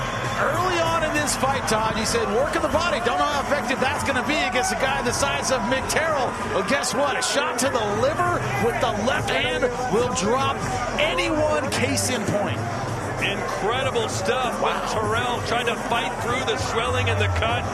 But you got to be 100% to hang with the Cuban assassin, and Terrell was damaged goods. And what a beautiful strategy, where I know my opponent can't see on the right side. That protects the liver side. Came in, you can't see me. Drop levels go to the liver. Beautiful adjustment, great fight IQ from the champ. Gustavo Trujillo simply looks unbeatable in BKB. Big Teflon Terrell really, not that I saw, landed anything of consequence in that fight. Yeah, occasionally he got Trujillo moving backward. Occasionally he was able to control the distance and the range. I do want to see him have another shot with a full camp. He's got guts coming in here, but let's take a look at it here. Had him in the corner. And it was a short, beautiful shot to the liver that spelled the end. Just seconds left to go in the round. You hear the clapper. That's 10 seconds left.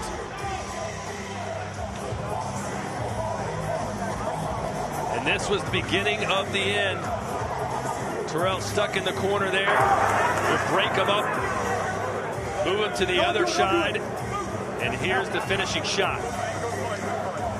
Shucks him off with the shoulder. Gets enough space. Bam! There's the left right to the liver. And Terrell still on the stool. You know, considering the girth that Terrell has, 265 pounds, that had to be a precision punch. A precision shot with power turned over properly right underneath the ribs. Exactly where they teach it in the gym. That's what he threw. Picture perfect body shot. All right, Beatrice is about to make it official. And still, Gustavo Trujillo, the Cuban assassin, is the BKB heavyweight champion. The official time, 2 minutes and 59 seconds of round number 2, el tiempo oficial. 2 minutos y 59 segundos del round número 2. And your winner by knockout, and still the heavyweight champion, Gustavo Trujillo.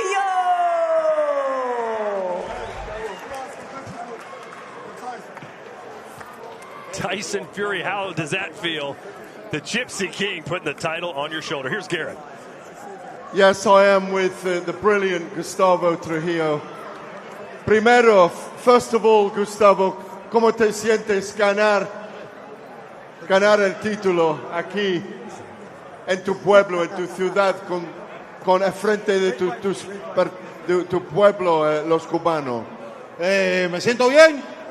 Estoy bastante alegre de darle la victoria a todos los cubanos en Miami y los latinos. Los quiero mucho, seres. Hay muchos que todavía me tienen un dolorcito ahí en su corazón, pero yo los quiero igual. Y voy a decir algo y quiero que prendan el teléfono, todos los que están mirando esto. Prendan el teléfono. Voy a decir algo. Yo siempre he sido anticomunista hasta los cojones. ¿Ok? Ahora la dictadura cubana. Libertad para todos los presos políticos, ¿ok? Just translating that, without going into the deep politics of what Gustavo's saying there, he's anti-communist. Cubans should be together as brothers and sisters and fight for their freedom. And he represents that by winning tonight. Correcto? Yes, sir. Yes, sir. Yes, sir. Libertad para el pueblo de Cuba, okay? When you fought Mick Terrell tonight, he took the fight on 72 hours notice. It's the greatest test of your career so far. Es el prueba más difícil de tu carrera contra Mick. Y él ha aceptado en 72 horas. Estaba viniendo aquí para observarte, pero háblanos de la pelea, lo que has pasado. Hey, mucho respeto, Mike. Respect, the guys.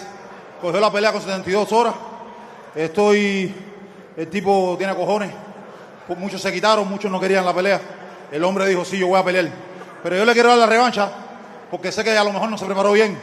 Y quiero darle un show mejor, ¿ok? Revancha right now, Mike. Please, dale la revancha al hombre. Se lo merece. Y vamos a pelear de nuevo. Usted es un caballero. Tiene mi respeto.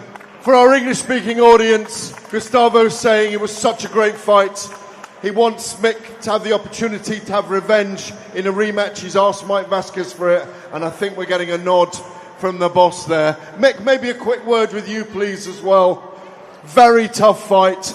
The fight seemed to change. Ha cambiado la pelea con el problema con tu oreja. The problem with your eye. I don't think it was so much the eye, it was the fitness. He caught us some good shots. And he got us in the body. That was a good shot.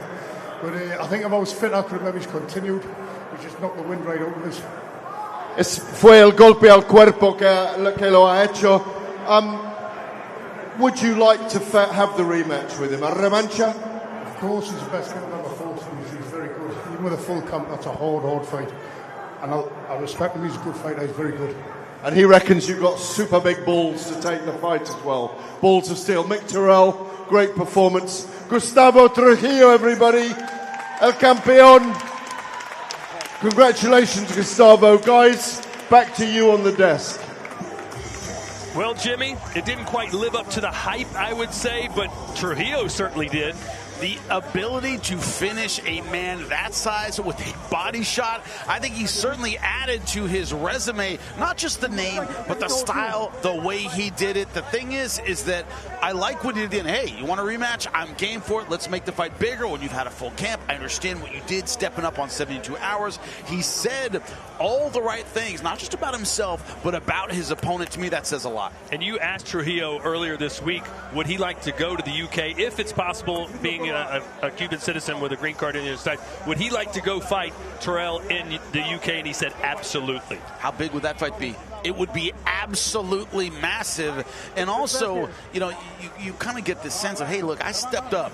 I stepped up on short notice to his fight. Hey, come to my backyard. Let's fill up a stadium in London. And that edge, you know, you got to say Trujillo as champion. Number one, this guy has no fear. He really believes in his skills. But also there's a payback element there. Hey, I did you a solid filling in when your opponent dropped out. Hey, do me a solid. Let's go over the pond and do this and make a lot of money in London. That could be a big one. The biggest in history, perhaps. And while that liver shot was very impressive, another thing that really got my attention was the defense of Trujillo. He's so smooth, and with his arms, it just makes him almost an impossible target to hit, despite the fact that he's a massive heavyweight. Do you remember Foreman back in the day? He would kind of use his hands, both of them, to get the distance, judge the distance, use them for defense. They would float a little bit, but they were always there to manipulate his opponent. There's a little bit of that style there. And hey, when you talk about Foreman, you know, the most heavy-handed puncher I've ever seen in my life, even in the heavyweight division, he has a little bit of that style where everywhere he hits you, he's going to hurt you. It was the jab, it was a left hook that ate up the eye, but man, the IQ of going to the side where he couldn't see and the placement of that shot, impressive stuff.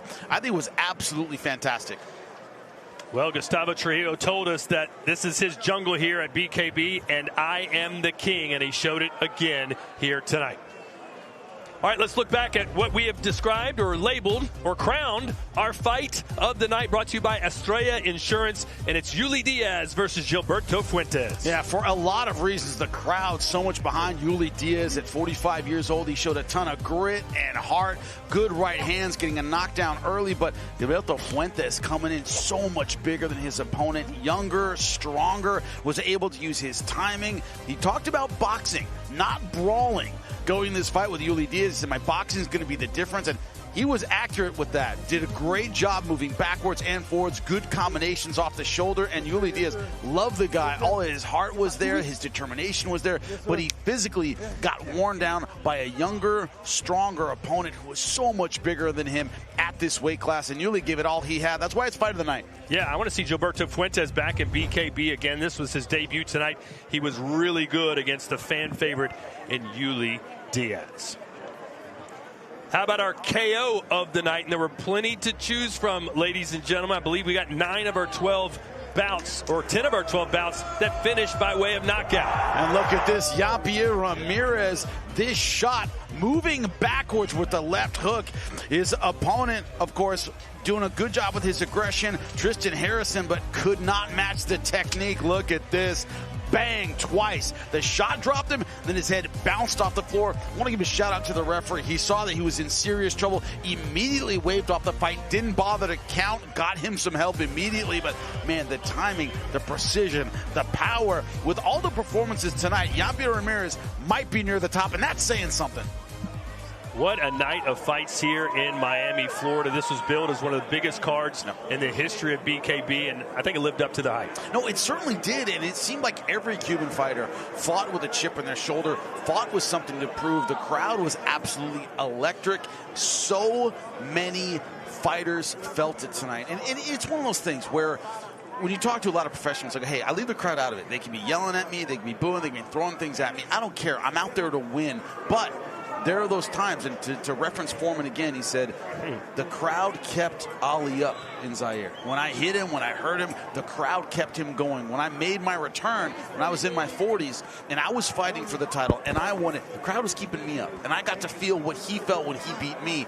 It means something to the right people. And as I said, Trujillo, the champ, he fights for something beyond himself. And I think a lot of the fighters tonight felt something beyond themselves that kept them going. That's important. And hey, if it's not going to be Mick Trill next for Gustavo Trujillo, Trill, by the way, is booked to fight October 10th in Newcastle. Hopefully he gets those injuries healed up in time. Who do you want to see the Cuban assassin in the ring with? Well, Mark O'Neill lost his opportunity as well. We didn't talk about this. Had a visa problem, wasn't able to get here. If we're going to go over the pond, could that fight be first? Of course, the idea that, of course, the challenger would have another opportunity in the meantime. Terrell, of course, and they could meet again maybe later. Both of them can have one. So that was supposed to, or Mick Terrell supposed to be in the main event at Newcastle October 10th. He's from that area. Hopefully he'll be able to heal up in time. But coming up next, we're headed to Tijuana, Mexico, September 19th for BKB 59. That's right, going to Tijuana, Mexico. As a Southern California, I'll get you some tacos, show you where to eat. I've been there a million times, but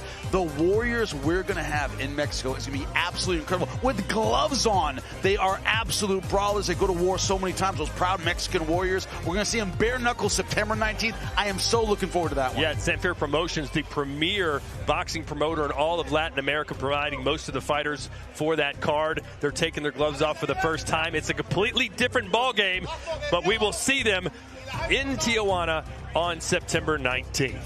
Well, that will do it for a historic night of fights here from the James L. Knight Center in Miami, Florida, as BKB came to the city